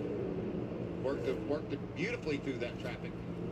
7 and 38 on the inside, 4 position. The others are lap trucks.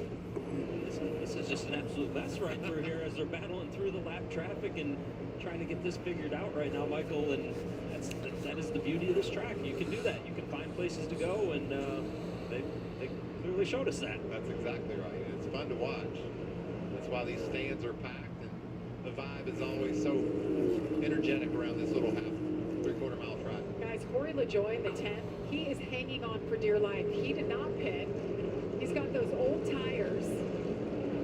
He needs some Poet fuel, too. He does. He's back in 21st right now, 2 laps down. Harrison Burton going the 2nd lap down. That is surprising. Yes. Didn't expect to see that tonight. Give a shout out to his young teammate, Gavin Bichelle. He's up to 12. So final lap of the stage here. This is a Lane Riggs with the lead. Final lap of stage number 2. Lane Riggs. Come on, man. Let me have something here. Slicing and dicing. And Lane Riggs wins stage 2 at Indianapolis Raceway Park from Brownsburg, Indiana. Both stages tonight continues his domination here. What a night it has been. 118 laps led by that young man right there. When we come back, we'll have pit stops. It'll be the last opportunity, perhaps, to make those adjustments. Yeah, it was about a 20.5-minute green flag run to end the stage. The itch, rash, and skin pain of moderate to Let me go outside and smoke. I'll be back for the start of the final stage. Despite treatment, it's still not under control. Now I have Rinvoq, a once-daily pill that reduces the itch and helps clear the rash of eczema fast. Some taking Rinvoq felt significant itch relief as early as 48 hours. Some achieved dramatic skin clearance as early as 2 weeks. Many saw clear or almost clear skin. Rinvoq is proven to help reduce itch, rash, and skin pain without topical steroids. Rinvoq can lower ability to fight infections. Before treatment, test for TB and do blood work. Serious infections, blood clots, some fatal. Cancers including lymphoma and skin. Serious allergic reactions, GI tears, death, heart attack, and stroke occurred. See the event risk increases in age 50 plus with a heart disease risk factor. Tell your doctor if you've had these events, infection, Hep B or C, smoked, are pregnant or planning. Don't take if allergic or have an infection. Disrupt eczema's itch, rash, and skin pain. Talk to your dermatologist about Rinvoq. You know, dishes washed by hand may look clean, but can have invisible food residue left behind. Ew. You can get a better clean even in your machine with new Cascade Complete. These action packs have a 3-in-1 formula with Dawn to tackle grease and cloudy residue, leaving nothing behind. For the clean you want. Check it out. Okay, I made no dishwasher, but Cascade Complete no shine. Woo, I'm handsome. Get a complete clean. Cascade. When your teeth are sensitive, even water breaks can hurt. What if I told you Sensodyne has a fast and easy solution? New Sensodyne Clinical Repair creates a protective shield over those exposed areas that can help repair sensitive areas of teeth after 60 seconds and get you back in the game sensitivity free. How do you nourish a cat for a lifetime? Purina Cat Chow. Purina Cat Chow. Everybody's wow about the chow chow chow. Trusted nutrition for every life stage for over 60 years. Cat Chow. Chow chow chow. Kiddo, get yourself some more of that protein. Make you big and strong. Dad, protein works! I'm gonna need more tenders. Big NASCAR weekend continues. Tomorrow, the O'Reilly Auto Parts Series stars will battle it out for the right to kiss the bricks. Action starts at 4 Eastern on CW. And Sunday, the high-speed action continues with the stars of the Cup Series. A crown jewel is on the line. Who will prevail?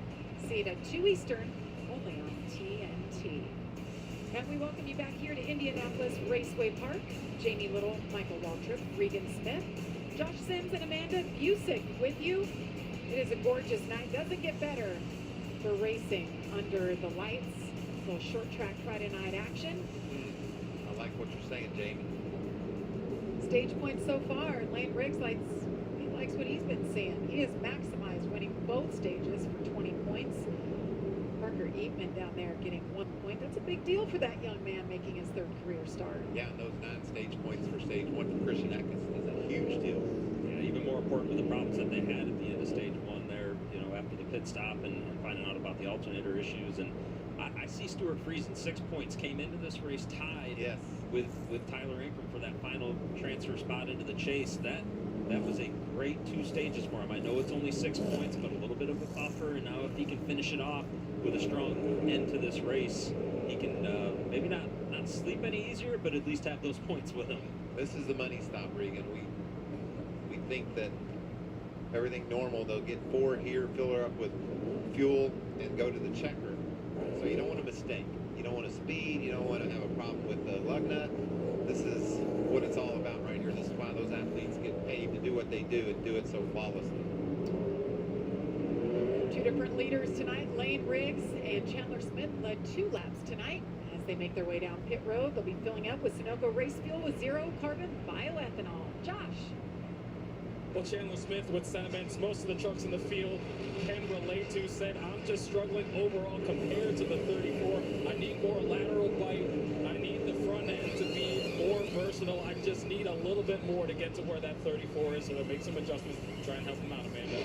Yeah, Josh, Connor Mozak racing in that 7 this year. Last year it finished in that 2nd spot with Corey Day and Brian Patty brought the exact same setup. He finds himself in that P2 position starting this race 7th today. No changes for the 7 as we move on to Lane Riggs. Regan, there is going to be a small adjustment here. I hate to tell you, Lane was feeling loose on that run, but he sweeps stage 1, sweeps stage 2. Can he do it again? One final stage to go.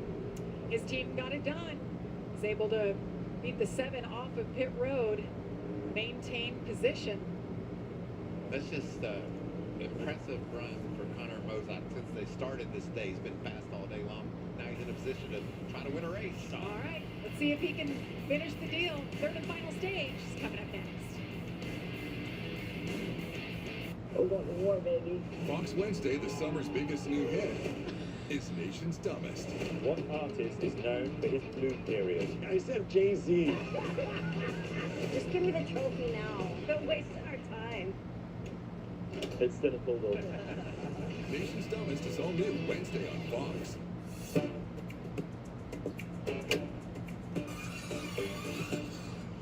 Whoa. Whoa. Whoa. Whoa. Hey, whoa. No. The new Craftsman V20 advanced batteries. More power, more runtime, more. Whoa.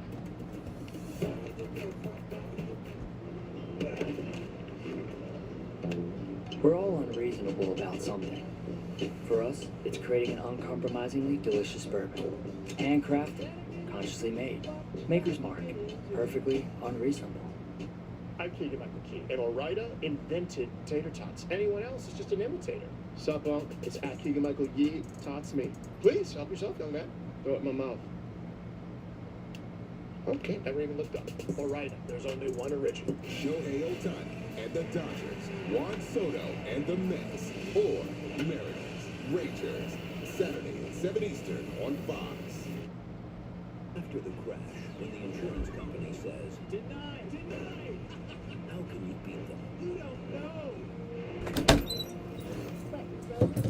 Applying the law thoroughly and precisely. We won't pay. The law overrules your policy. When they bluff, Rose knows. They don't know what I know. Don't call for a low law. Buy your car crash bid. Attention, cancer victims who were in New York on or after 9/11. If you or a loved one were in Lower Manhattan during the 9/11 tragedy or during the 11 months afterward and were later diagnosed with any of these or other cancers, you may be entitled to a substantial settlement. A $10 billion compensation fund is in place for these cancer victims. Do not wait to file your claim. Call now and speak with us. The call is confidential and free, or reach us online at worldtradecenterfund.com. Saturday night is baseball night on Fox, and this week the game's biggest superstars take center stage as the Dodgers battle Juan Soto and the Mets, or it's Mariners Rangers. That's tomorrow at 7 Eastern, only on Fox. Well, baseball action, a lot of racing action. How about my Hoosier State? Absolutely showing off tonight. Beautiful sunset. Just simply beautiful. Sunsetting. The scene is perfect. Regan, could this change as the sun goes down? Could it change the track anywhere? It might help someone gain some ground on Lane Riggs. Where do you stand on that? It could, Michael. It could work out that way. With Amanda telling me that they made a small adjustment to that truck and it was just a little bit free, it tells me that they're thinking ahead, and they're probably thinking what we're thinking is, how do we stay ahead of this track change that's getting ready to happen? But some different players up there, right? Connor Bozak going to be able to start in second now and maybe have an opportunity to really compare himself to Lane Riggs and see if he can get up there and put a little pressure on him. We haven't seen a lot of pressure on Lane tonight, so that can change what you do. Well, you remember on the restart for this to start the second stage, Lane had that bobble. He had maybe a gear changing issue that caused him to lead. So you got to execute. You got to be perfect here. Amanda. Yeah, guys, you're going to see Christian Eckes down here, and I'm happy to report it's not a problem. Actually, Christian's going to be running his own race out there. They're setting him up for practically a mock qualifying run. The goal right now is to go out there and get the fastest lap so that Eckes can find some points in that fastest lap. I love it. They're running their own race. That's right, Amanda. It's the fastest lap of the race gets 1 point. So, what do you think of this strategy? This is fun. I want to see if he does it. Be the only thing that Lane hadn't won today if that happens. So Richie Daybell is always creative there, so I like thinking outside the box. you guys talked about how important 1 point can be. If it's out there, let's go get it. 70 laps to go here. All right. IRP. It has been all we go. Lane Riggs. Can anybody step up? Connor Bozak is on the inside. Lane Riggs chooses the outside. Green flag back in the air. Christian Eckes going to qualifying, trying to set the fastest lap. Yeah, that's pretty cool.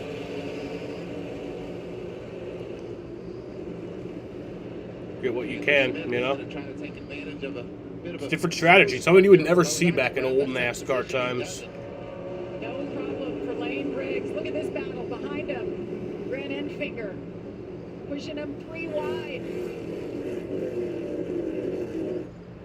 These restarts, we haven't had somebody go around racing really tight. 3-4 wide from the apron all the way to the outside wall. Track's just full of trucks. There it is. See how close that is? That's back in 16th, Michael. 14 truckers on the lead lap. Gio Ruggiero picked up that free pass. Already on board with Tony Breidinger and the Celsius on board.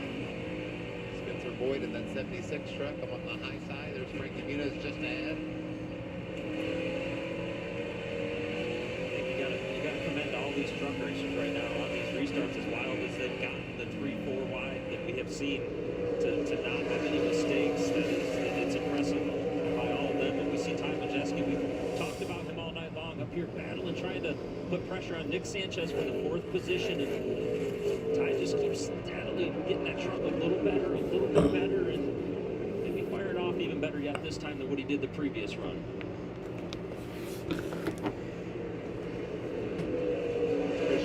Out there laying down a 23.14 qualifying speed, Regan. He did it. I think that's good enough to get the fastest lap. Right there, the scoring pylon, Michael. He's got the little clock. That means he got the fastest lap, so that is 1 extra point for him, making something.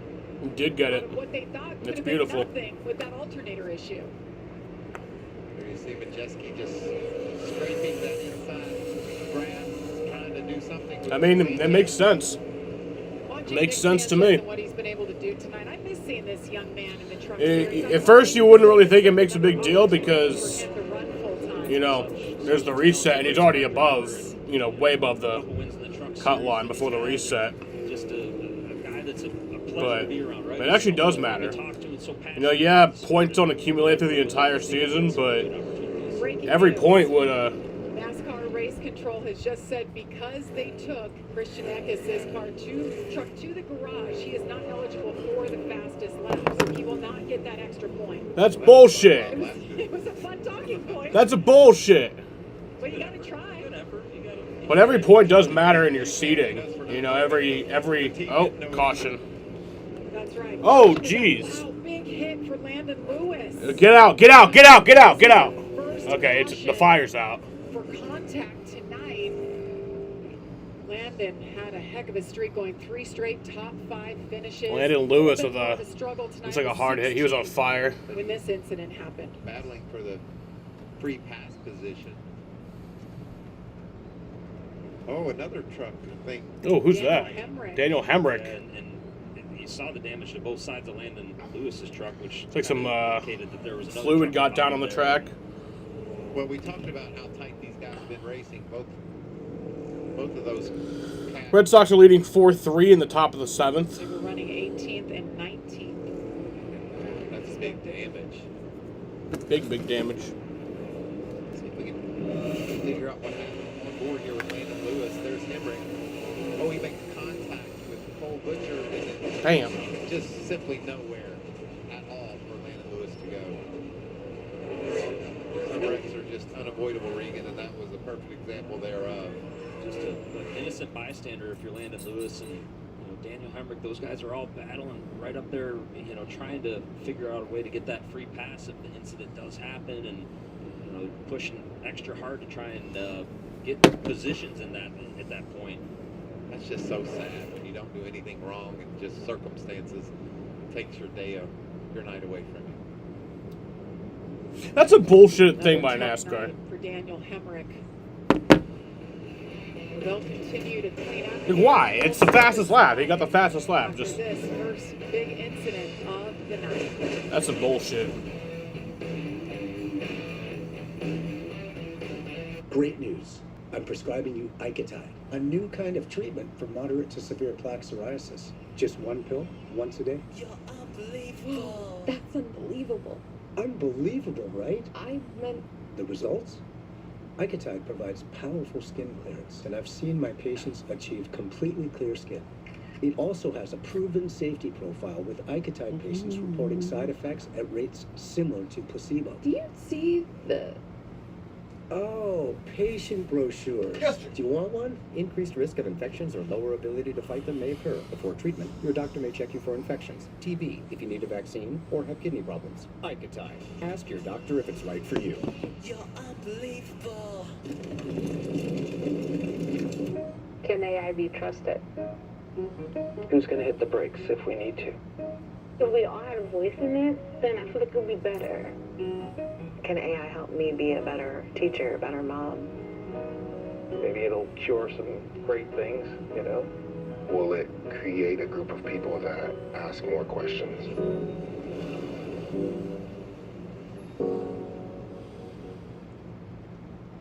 Protein, hun? Tender steak? Hello, I'm a pescatarian. Gertrude?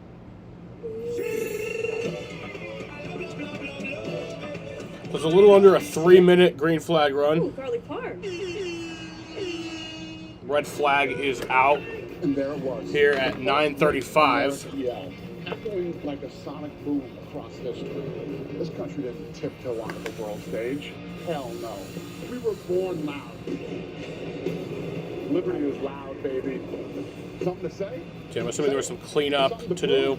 Prove it. Because in this country, in loud we trust.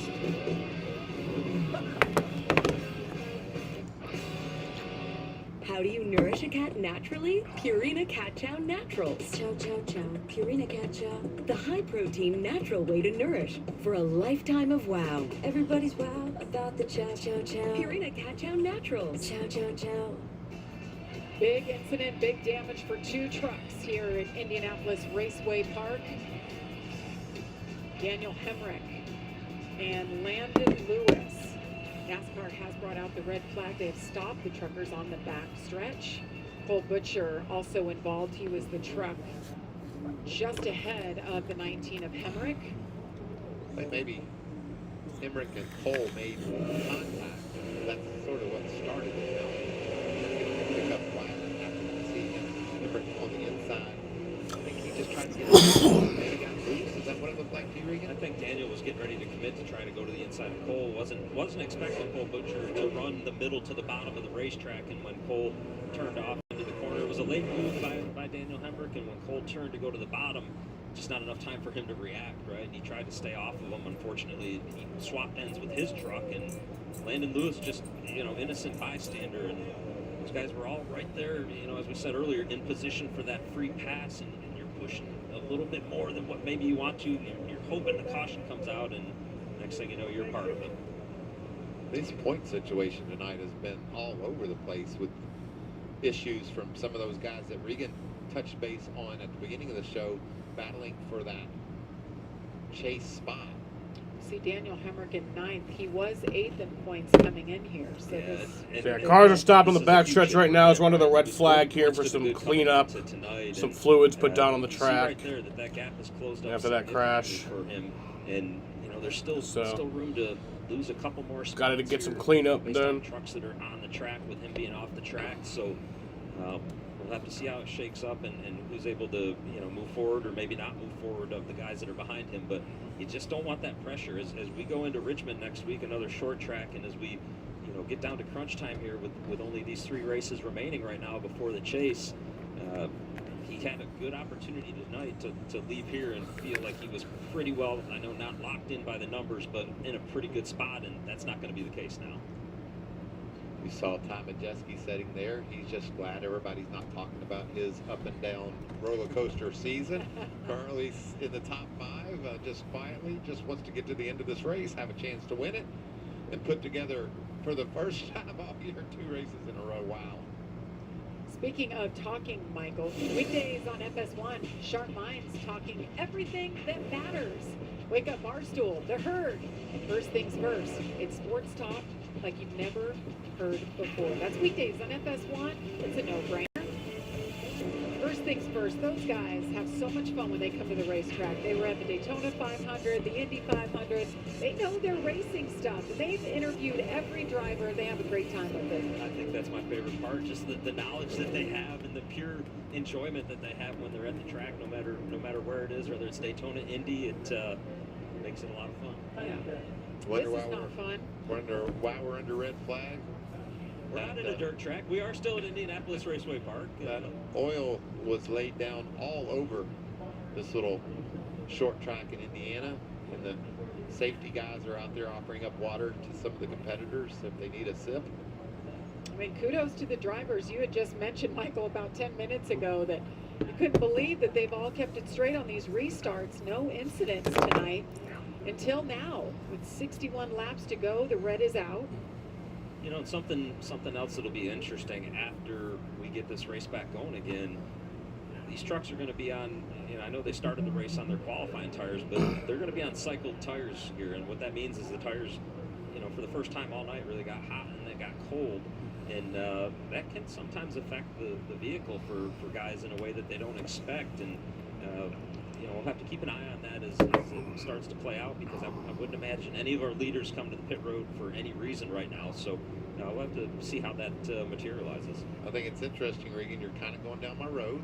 The things are changing. The sun's setting. The track temperatures getting a little cooler. Are going down a bit. You're talking about the cycled on the tires. We're just trying to make sure we cover every base about how someone Lap 139 here. do anything. We have 61 laps to go. He is hooked up, and this is an impressive performance. The lane train. I like it. I said chug-a-lug, but I meant dude.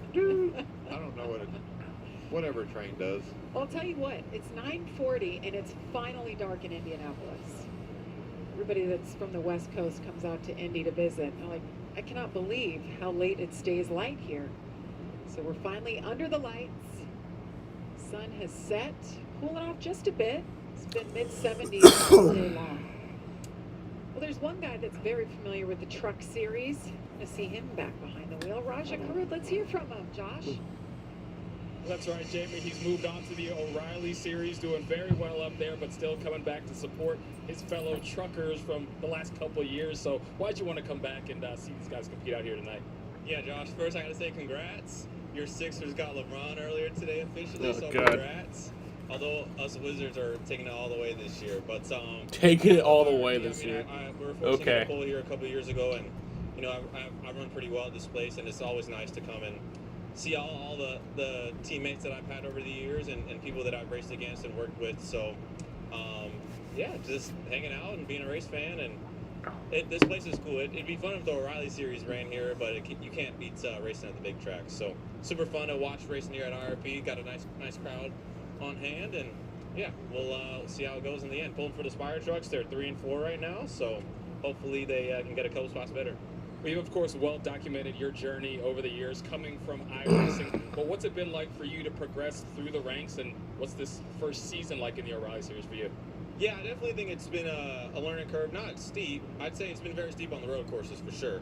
But I think the thing I've learned the most is I've gone between two teams, right? Between the 88 at JRM and the 32 at Jordan Anderson Racing. And at times I felt I was pushing too hard because I needed to make the most of the opportunity in the 88 earlier in the year, and I made mistakes doing that. And those moments really taught me that if I just do my thing and not push for that extra little percent, that the results will take care of themselves. And that's been the biggest lesson that I've learned this year, and it's been super, super valuable. So I think I've got some great races coming up for me to get back into the chase, and then I'll have the rest of the year in the 88. So super excited, and obviously huge thanks to Mr. H and Miss Linda and everybody at the Hendrick Automotive Group for supporting me. And I guess I think I hear the truck's getting back going. Yep. I won't take too long on the air, but watch us tomorrow, and hope the Spire trucks get it done tonight. There you go. Some great perspective from Rajah Crew. Amanda? So the red flag has been lifted. It was about a 7-minute red flag there. From your perspective, what happened? Yeah, a hole closed, and I saw a quick replay of it. I had a run on 13 and was going to send it to the bottom hard. And I pulled out of line, like he turned left too at the same time. It was just kind of a bad situation. So I hate it for everyone at MHR tearing race trucks up. It's not something I like to do. So hate everyone at Delphi. It's their second race with us. We had a good run with them at Watkins Glen. I was looking forward to having another chance to do just that and have a solid showing for them. And out of the race way too early. So I'm not so sure if I'm more upset about crashing or more upset about just how slow we've been the last 2 weeks. So just got to go back to the drawing board, get a short track program turned around. But it's not a lack of effort. Everyone is giving us all the tools and resources. Chevrolet, Napa Auto Care, everyone's supporting us and giving us everything we need. We just haven't been able to put the right pieces in the right places and go next week, try again. Thank you, Daniel. Yeah, thank you. I know he said he was frustrated with the speed. He's had a couple of good runs the last 2 weeks, 6th and a second place finish, but second DNF of the season, first since Atlanta in the beginning of the year. Yeah, and I think Daniel described it exactly how we saw it, right? It was just a move and another Jordan Devy wasn't expected. I don't expect any leaders he was to come in, but we're being told, yep, there's guard. money cut on pit road right now. Well, that makes perfect played sense. for the Patriots actually a few years. The Chiefs, who played for there for a few years. This could be what he needs. Raiders, the Bills, the 49ers. He died. He killed himself. It's pretty crazy. That's unfortunate. When they hit pit road there. So, do something different. Never heard of some this guy, sticker tires, but go out there, see if you can't get that one more adjustment that your truck maybe needs. We've documented it a number of times. That Kate Honeycutt looks like, the older the tires get, the more he struggles. He won a Even Super on Bowl fresh with the tires, it looked Patriots. Like he was struggling at times a little bit with the car. What's up, Daniel? Around more than he wanted to, so I'm okay with this. The other driver involved in that incident, Landon Lewis. Let's hear from him, Amanda. Yeah, and he said I was just in the wrong spot at the wrong time. What positives can you take from here tonight? Oh, just a lot of positives for sure. I mean, we made the truck way better from stage 1 to stage 2. I think we were running like the 6. We love Justin Haley, we times, do. Which I thought was great. We drove up the thing to ninth without being scored ninth. So I'm just proud of the group effort that we had. Our JF Electric utility truck Chevrolet was really fast tonight. We made it better all night long. Just I guess caught in the wrong place at the wrong time. We definitely don't want to be standing here, but it is what it is, and you have those moments throughout racing. It's just how you come back from them.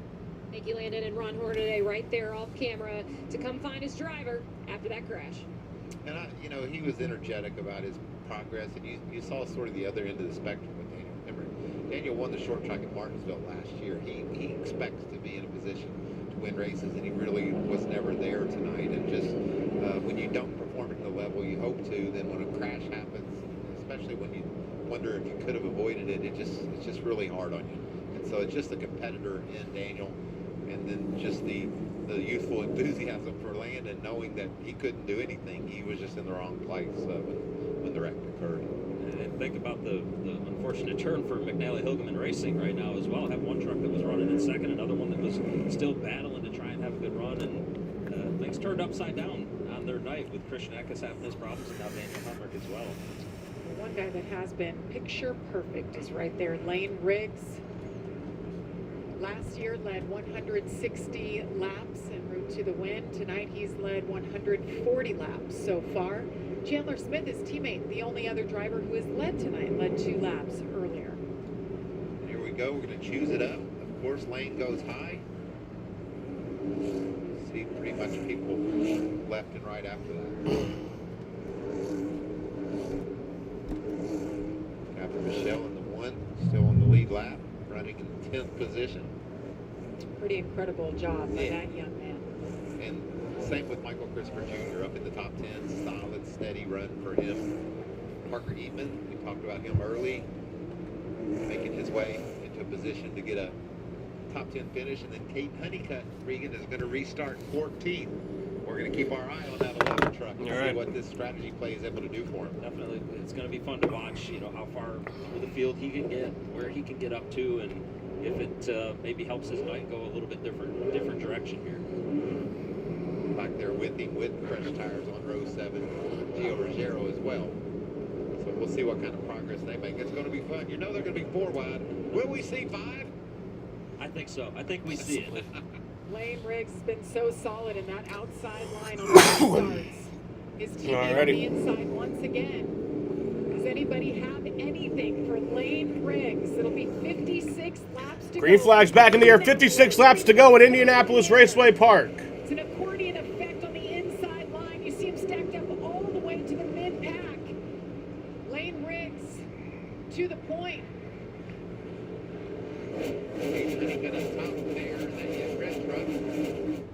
Connor Mozak right there in second, battling side by side. Chandler Smith on the bottom. Here comes Ty Majeski. Give second to Mozak.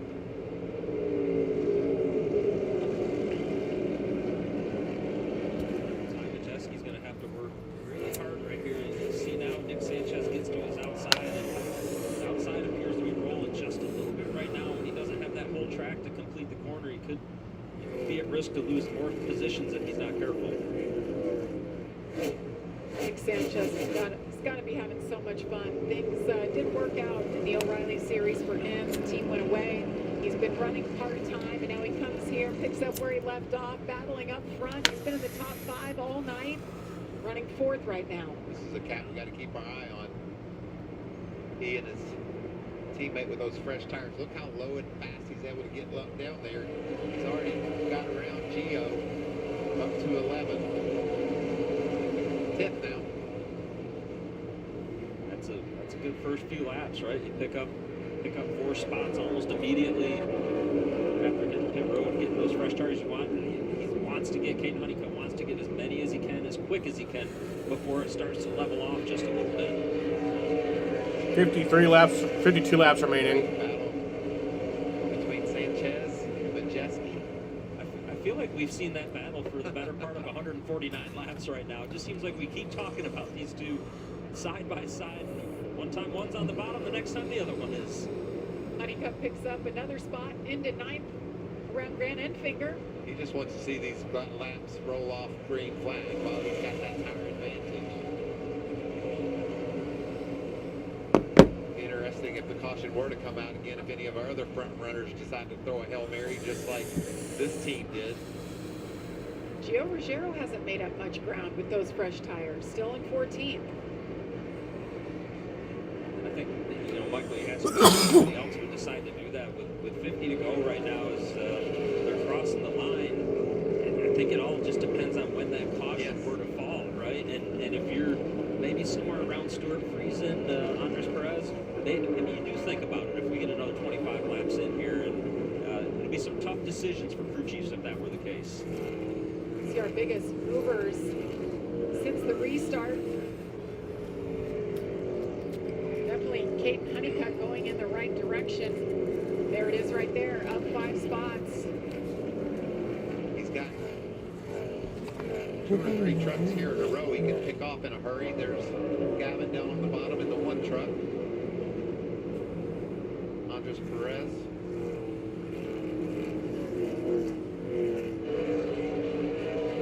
One thing I really like out of the 11 truck. Oh yeah, Raja was talking some crazy shit about the Wizards winning it all next year. As he exits the corner some, but That's crazy talk. like everything is kind of smoothing out just a little bit in terms of what he's doing with his hands, right? And that means they're making that truck better. Scott Cipodelli giving him what he needs in terms of the adjustments, and that'll help this truck continue to have that speed the further into this run that they get. Wow, 3 wide there. Gavin Michelle not giving up, guys. That's exactly right. Michael O'Regan, that's what I love about this series. Every week the entry list comes out, there's always at least one guy on there we all have to go to work and research and say, where'd they come from? Who are they? Gavin Michelle in the 1 is one of them. And what a great opportunity for him at Tricon Garage. And he's putting them on it. He's been the top 10 all night. And I just love, when these 18-year-olds come into the series and the racecraft that they have and the skill that they have and how ready they are. And the 11 truck of Caden Honeycutt trying to clear off a turn 2. Andres Perez there can't quite do it that time, but should be able to get this completed here in the next lap and a half or so. Don't you love that call, though, by the team to bring him down, get those tires, give us a shot? We didn't have a chance before running just inside the top 10 barely. Caden Honeycutt's been working all day long. One of 2 drivers, double duty today. Practices, qualifying, ARCA series, and the truck series. This was just before our race, guys. Caden Honeycutt, what a battle at the end. He takes the lead. He's in that 17 car right there. Such a great battle with Carson Brown. Carson had an issue. Caden hangs on and brings home the win, does the burnout, has to do all the victory lane stuff, runs over to his truck for driver intro. So it's been quite a day for Mr. Honeycutt. He can't do anything with Perez, and look at Gavin down on the bottom. I think Gavin's better than the 11 right now. Just lost that spot when they were racing 3 wide. Perez doing a nice job on that outside. Lane Riggs continues to lead by just over 2 seconds over Connor Mozak. Chandler Smith, Ty Majeski, Nick Sanchez still top 5. This is fun to watch. There we go. He gets him. Honeycutt to 7.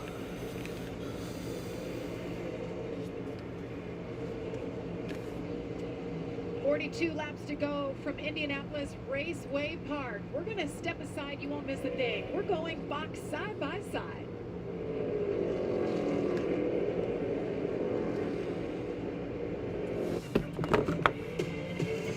Yeah, Lane Riggs dominant tonight.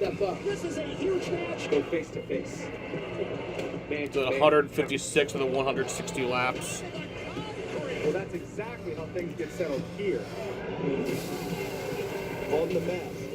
Emotions boiling over here at RAF. It's why you tuned in to Fox Nation. Make your move. Real freestyle, exclusively on Fox Nation. Everybody's got a plan until they get taken down.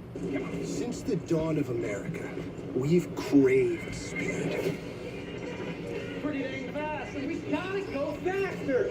So, we built bigger machines. This thing rips, baby. I need more speed. Then came a new kind of speed seeker. This is killer. We should make a sport out of this. A sport? America's been chasing faster for 250 years. We just built a sport around it.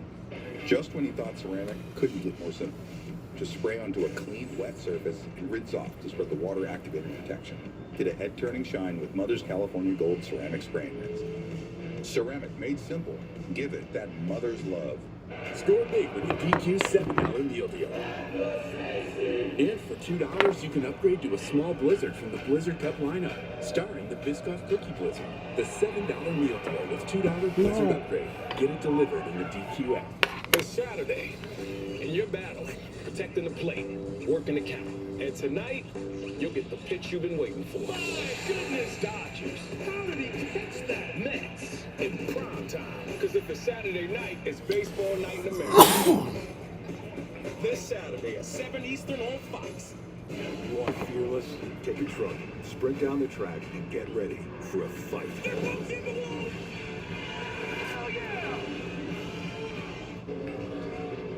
Welcome back to Indianapolis. 36 laps to go here for the NASCAR Craftsman Truck Series.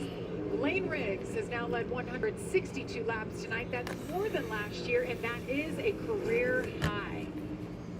What a performance. We thought it couldn't get better than what he did here a year ago. And we didn't think anybody would soon do what his teammate Chandler Smith did last week in dominating fashion. Not quite the margin of lead right now over Connor Mozart. Connor's actually the last few laps been a little faster than Lane. Lane's working through traffic, obviously. Connor maybe had some free track, but really impressive run for the 7. Look at there. Big slide there off turn 4. Smith here with Ty Majeski closing in on him just a little bit, trying to do whatever Ty's trying to do to find a way around, but looks like Chandler Smith's been committed to that bottom right now and just not quite good enough to roll the top around the outside of him. And I think Ty's trying to really open up that outside groove. He ran a little bit higher the last couple of laps through 1 and 2 than he has most of the race. Just doing anything he can to see if he can find some asphalt for those good years that's going to make him gain ground. And you can see a really nice run through the center there. That's what it's all about. When your tires are heated up and you're pacing with the guy, you got to look around. You got to try to find somewhere on the racetrack where you can make better time and compared to the guy you're chasing. You know, we haven't seen all year long. We've documented Ty Majeski and the up and down roller coaster that he's had, right? A good week, bad week, good week, bad week. Kind of curious what happens. Finishes this run off and breaks that mold and has good week, good week. What do we see beyond that? He's going to be glad that we don't have something to talk about. That's what he's going to be glad. He's tired of hearing about that because, like you said earlier, Regan, the good weeks show you can do that every week. It's just been problems that have kept him from having the consistent finishes that we're used to seeing out of that 88 truck and Ty Majeski. He's faster right now than Chandler Smith. Boy, it's nice when you can make your truck work down there where no one else is. Doesn't it make life a lot simpler, Regan? You just kind of cut to the very bottom, let everybody slide up out of your way. When you can go where they're not, and you can go where you want to when you're not around them. It does make the night easy. And you know, Lane Riggs is, we talked all day about how smooth he looks in the truck, and that's always a sign of the comfort level that he's got. There it is. He's gotten there now. Use that upper lane. I like what Majeski did.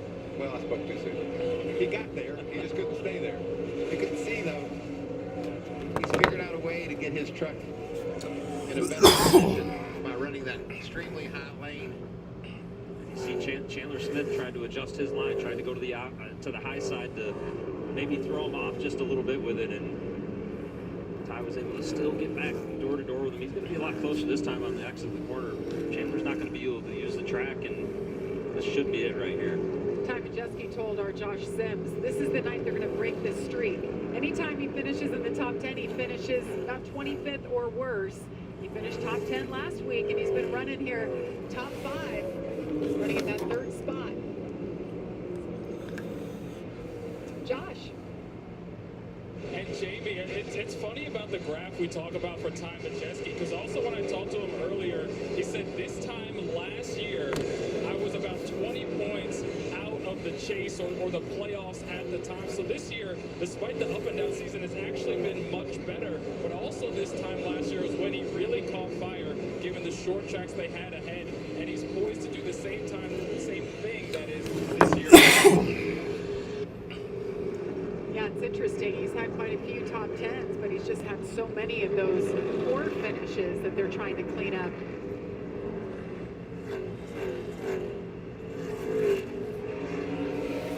There's our man Stuart Friesen, just having a steady, solid night. And he needed that, as you can see, right there in 10th position as he tries to make a run for the chase. And I know he's going to want to do everything he can right here to hold off. 25 laps remaining here at Indianapolis Raceway Park, Lucas Oil Speedway. Back there in 11th right now, a little ways behind him. So each stage he gained points, and now he's going to gain points at the end of the race. Brownsburg / Claremont, Indiana. So Stewart, as much as he wants to keep that 6th position, just be smart right here, bud. It came in tied right at that cut line. You see he's gained 10 points on the 18th. Great night for Stuart Friesen. I think that's better with those fresher tires. This is when it starts to get interesting to me, Regan. If the caution were to fall, what do these crew chiefs on pit road do with relatively so few trucks on the lead lap? You know, I'm thinking you almost see some action, a lot of action on pit road. I think right now you would see definitely some guys. If I'm the 34 lane rigs, I'm not sure that I'm taking any chances with anything. And it just, you got to be worried about, right, if that were to happen, how many of them stay out behind you. But well, I think that's what would happen if he doesn't come in. They're all going to come in because they know that'll cook them. So tense times down on pit road. Lane's just wheeling that thing, doing his job, but there's a lot of thinking going on pit road about the scenarios that could take place if the caution were to fall. And that's the crew chief's jobs right now too, right? You got to calculate everything out. You got to be continually thinking each lap, okay, what if scenarios, right? So that you're ready if it were to take place. But the what if that I know right now is Lane Riggs is still hooked up and doesn't have a lot to worry about. Yeah, I almost think that if you are Lane, you're just going to maintain that lead. You're not going to push that truck. You don't want to use up those tires any more than you have to, just in case something does happen late. Maybe just, he's out by 2 seconds. Hang in there at that. And the leader just crossed the line. That means we've reached our Craftsman. 20 to go. Lane Riggs just been dominant tonight. He's going to be in really good position to lock in the first seat of the chase at the next race in Richmond. They're going to have a couple of weeks off. Then Richmond comes up August 14th right here on FS1. Points. We've been talking all season long about how important they are when we go chase racing. That winner of the regular season is going to have a 25-point advantage when we reset for the chase. Connor Bozak still trying to do everything he can to get up there to Lane Riggs. Done a nice job on this run though, and you know, I know he'd love to get up there and battle with him, but the day that he's had, running in second place right now, piecing together the whole day from the start of practice until the end, has been very impressive by him. I mean, this is the kind of night you hang your hat on. You say, I can do this. There's one guy that messed up my party. His name was Lane Riggs, and he was untouchable, but I put all the rest of them away, and that builds a lot of confidence when a young racer has a night like this. Ty Majeski, you see, has been able to put a little bit of a gap on Chandler Smith now. Once he got by, we felt like he was a little bit better. And Chandler Smith, this is 2 weeks in a row, right? And I know every driver wants to win every race, but starting to stacking some really good finishes together and looking good with a 38 truck. Sanchez, a good run in that 77 truck just behind the 38. There's Nick. steady all day long as well, and he's, you know, it's so great to see him getting the opportunity as we've documented. Amanda, what's he been saying? Yeah, you guys go back to practice and qualifying. Actually was sitting in that pole position for a while until Christian Eckes and Lane Riggs stood up on the, came up for qualifying. But I got to spend a lot of time with Nick during that bit of time, and he just talked about his memories of the truck series. He was sitting on what could have possibly been his 8th pole in class, but all of his memories that he had here. He found out that he would be in this 77 truck last Sunday, but they have been talking about it for a couple of months. I asked him, might we see you again? Well, the team won't confirm when, but said that we were able to talk about it. We can see, Amanda, he's really pushing it, still slipping and Yeah, sliding. Nick Sanchez in that 77 running in 5th. Get down inside 15. Good opportunity for him. Stuart Friesen, we talked at the top of the show about the 1-year anniversary of his huge dirt wreck that left us wondering if we would see him back in a race truck. And he went to work and he vowed that he was going to be back at Daytona, and he was. And it's been an up and down year for Stuart Friesen, but today has been a turnaround. Had his best qualifying effort in, what, Michael, a year and a half? Yes. And tonight he's been running top 8 all night long in that 52 truck. And he just turned away this battle from Caden Honeycutt. Caden on a little bit fresher tires. And Stewart's been able to hold him off so far. And the last time we saw Stewart, I wasn't sure that was going to be the case. It looked like Caden had a little bit more pace, and Stewart's been able to not only hold him off, like you said, but you know, put it in a position to where it looks like he's maybe going to be able to lock up this extra point for himself as it gets further into the run, or closer to the finish. Shell's still stalking these two, has about the same pace, runs up there and takes a look at him. Can't quite complete the pass or get in a position to make it, but he's doing a great job. And you know, what a successful night, right? Your first race, if you can come out of your first Craftsman Truck Series race with a top 10 finish, that is checking every box right now, right? The truck maybe a little damage on the back. 10 to go here from Lucas Oil Raceway. And A++ tonight. I agree. After running the ARCA race, so he didn't have just his sights set on this. He had a lot going on today. So Busy man. Busy man and very smart young man. He's done a great job. Andres Perez running 9th. Rolling around in the 9th position as we get down inside of 10 to go here.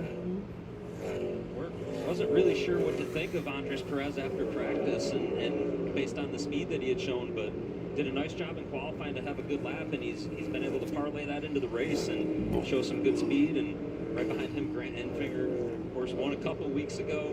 I know this is one of his favorite racetracks that we come to, Indianapolis Raceway Park, and you know, his team's had a lot of bad luck as the year has gone on with different things happening, but a solid night for him so far. Big win and It's a pretty quick race tonight, even with that red flag. Yeah, that was awesome. He was so pumped up. 40 races since he had last won. And like you said, Regan, it's been one of those seasons. More bad races, I'd say, than good for this team, but Stupid that Eckes doesn't get the point for that. Lane picking these laps off. 100% in the mode of everybody keep them straight. Yeah, Eckes up to 33rd. Bobble on the restart, or he would have led every lap. He missed a bit of a shift there. Didn't shift exactly like he wanted to. His teammate got out in front of him for 2 laps. He quickly put him away. And been out there ever since. You know, Connor Bozak's done a nice job keeping him honest this run. What do you think, Michael, as he closes in on a few more lap trucks up here? Do you maybe want him to just, if he gets there, back it down a little bit, or if you're the crew chief and the spotter, do you just let him go? I think you got to let him go, because you see Bozak there. He's on the same straightaway, and the last time by, Connor was 3/10 faster than Riggs, and he's cut it down from nearly 3 seconds to under 2.5. So he's keeping him honest. He's keeping that 34 truck knowing he's got to stay tight all the way to the checker. I know with runs like this, Lane Riggs gets asked all the time about, well, are we going to see you moving up next year? year. And he said, I don't know yet. I don't know what my plans are next year. I don't know if I'll stay in the Truck Series. I would love to get an opportunity, maybe this year or next, in a Cup car. I think if that opportunity comes, it's great for him to go out and get that experience. But you know, from a driver's perspective, something else that's great is when you can lead laps and you can dominate races and you can go out and do what he's doing. We saw Corey Heim do that last year in the Truck Series, and you know, Lane's quietly now starting to stack together wins here and put together a season that's going to be maybe not quite to that level, but we're creeping up on some of those statistics. Look at that mess ahead of him. We don't want to get in the middle of that, do we, Regan? Help it.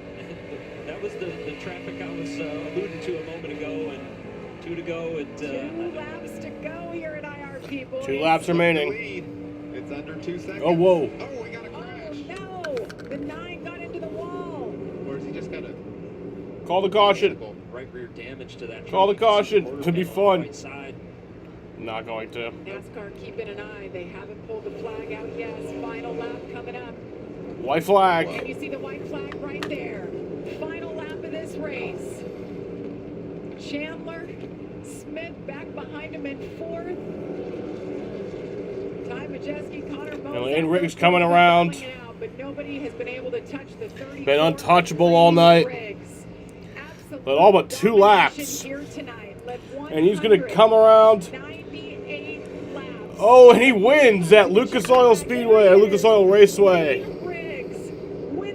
Looks like he's about to fucking spin there at the end. Unbelievable.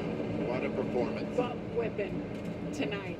What a performance. He said it was the same setup as last year, and domination. Had a hard time convincing me differently based on that performance, and it just looks so absolute domination. Last year. How happy do you think he was to get that white flag and cross that stripe? There was chaos going on everywhere there on that lap. Everywhere. NASCAR did a nice job of not throwing that caution. So did you see that smoke? It would have been fun if they did. It looked like maybe some contact was where that smoke came from. Tip of the hat to Dylan Capello, his crew chief, that entire team. The boys got it done on pit road tonight. It was flawless. You mentioned, Michael, maybe the one little hiccup in their whole game tonight was maybe missing that shift. He's burning it down, though. Led by his teammate Chandler Smith, but that was the only other leader tonight. Do you think they'll run the same setup next year, Regan? I don't think I would change it. Definitely our championship favorite at this point. When they made an adjustment at the end of stage 2, you know, just leave it alone. That was a bare knuckle butt whooping. Got another short track race coming up next. 5th win on the season. These front row boys got them tuned up. Nice burnout for all the Indianapolis fans that turned out tonight.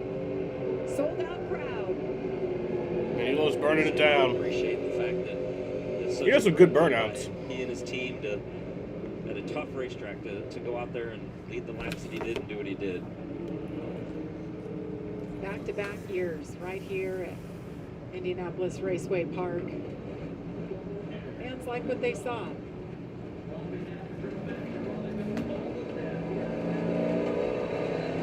Three cautions tonight. 2 were for the stage breaks and just 1 for incident. On a short track under the lights. Doesn't happen a whole lot. 3 and 4 wide, too. He's going to burn it down. Right in front of his team. Check that Yeah, it's about a 23-minute green flag run to end the race. Celebrate. Gonna add a win sticker right there next to his name. Starting to fill up the roof of that truck with win stickers. No doubt. 2 races remain in the regular season. And then it'll be the chase. 10 drivers, 7 races.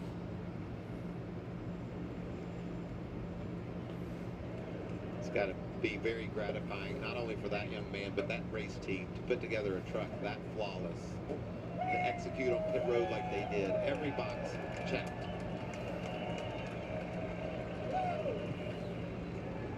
You can hear the crowd loving what they're seeing. As he gets his helmet off, we'll send it to Josh, who's with our winner. Well, for the 2nd year in a row, Lane Riggs sweeps the stages and finds victory lane here at IRP. Led all but 2 laps today. What do performances like tonight say about you and this team? I think they're just statement wins. I mean, man, what a truck. I mean, I was on cruise control there for so much of the race. He kept me honest there at the end. I was honestly, those last 15-ish laps of traffic, I was running as hard as I could, and I couldn't get away from him. I know we had a pretty good gap, so great job on my spotter, Josh. You did a great job today navigating me through traffic. Had that one mishap on the restart, just spun the tires really, really bad. And when you get these tires spinning, they're so hard to recover. So just thank you to guys behind me for not turning me around. I know that easily could have happened. So I'm not sure where Chandler finished. Had a good run for him as well. So he got it last week. We had to flip the script and do it again this week. But thank you to all of our partners. BKB Bare Knuckle Boxing, BKB 57 in London tomorrow night. Everybody tune in on Vice TV. No. It's going to be a brawl, as you see on the quarter panel. Ford Racing, all your help. They give us the tools to go fast. And, man, what a race truck. These guys make my job easy. And I think we're just going to keep carrying that momentum and statement win. I think we're the ones to beat for sure. Never finished outside the top 10 here at IRP. We heard the report that you wanted the same setup in the truck coming back this year. What's it about this place that allows you to have success, and what makes this place so special? I think just my short track experience, racing the Cars Tour, time with just learning how to finesse that right foot. There's not a lot of tracks you go to, like even Martinsville now, you don't have to finesse your right foot. And just here, it's really about tire management, keeping that right rear tire on it. My crew chief, Dylan, my engineer, Jonathan Coates, they do a great job at the Ford Racing Simulator, helping give me what I need every single week to go faster and faster. And it's the same truck. This is the same truck that's won both of our Bristol races and both of our IRP races. So the win percentage, I think, is over 50% for it. But no, it's just awesome to be able to bring that back, bring the same setup back. I said, man, let's just bring the same thing we had back. If we get beat straight up, then we're just going to have to go to work next year. But I didn't want to mess ourselves up. So, man, what a truck, though. It's amazing. Lane Riggs gets it done for the 2nd year in a row here at IRP.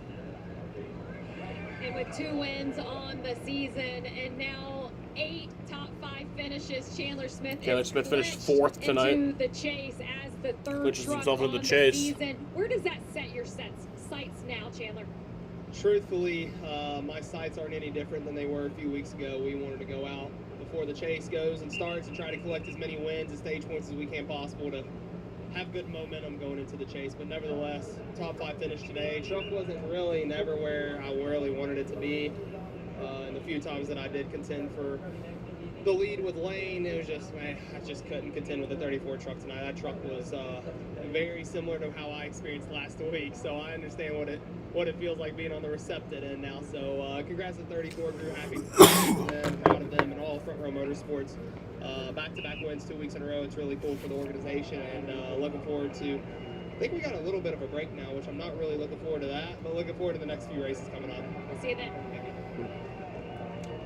It was a good night for Chandler Smith as he punches his ticket into the chase. You see it lit up there, the top 3 in yellow. They know they are racing for a championship. All right, well, all the others, they're going to have I mean, to wait pretty at least boring another race week, boys, overall, to Richmond. but We do have 2 weekends off, and then we'll be back. still enjoy watching NASCAR and streaming and shit. You know, type shit. Things are tightening up as we. But yeah, I want to thank you guys for watching tonight. Pretty quick stream, pretty quick race.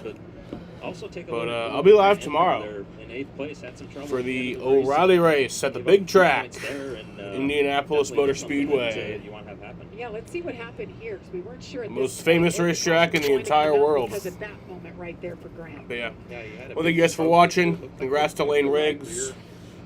Absolute dominant tonight. Yeah, and that was a little bit later on. I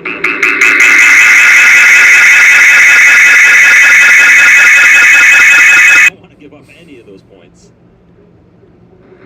Well, nonetheless, what a performance by Lane Riggs. Saw this as a driver. That good. All right, peace out, guys.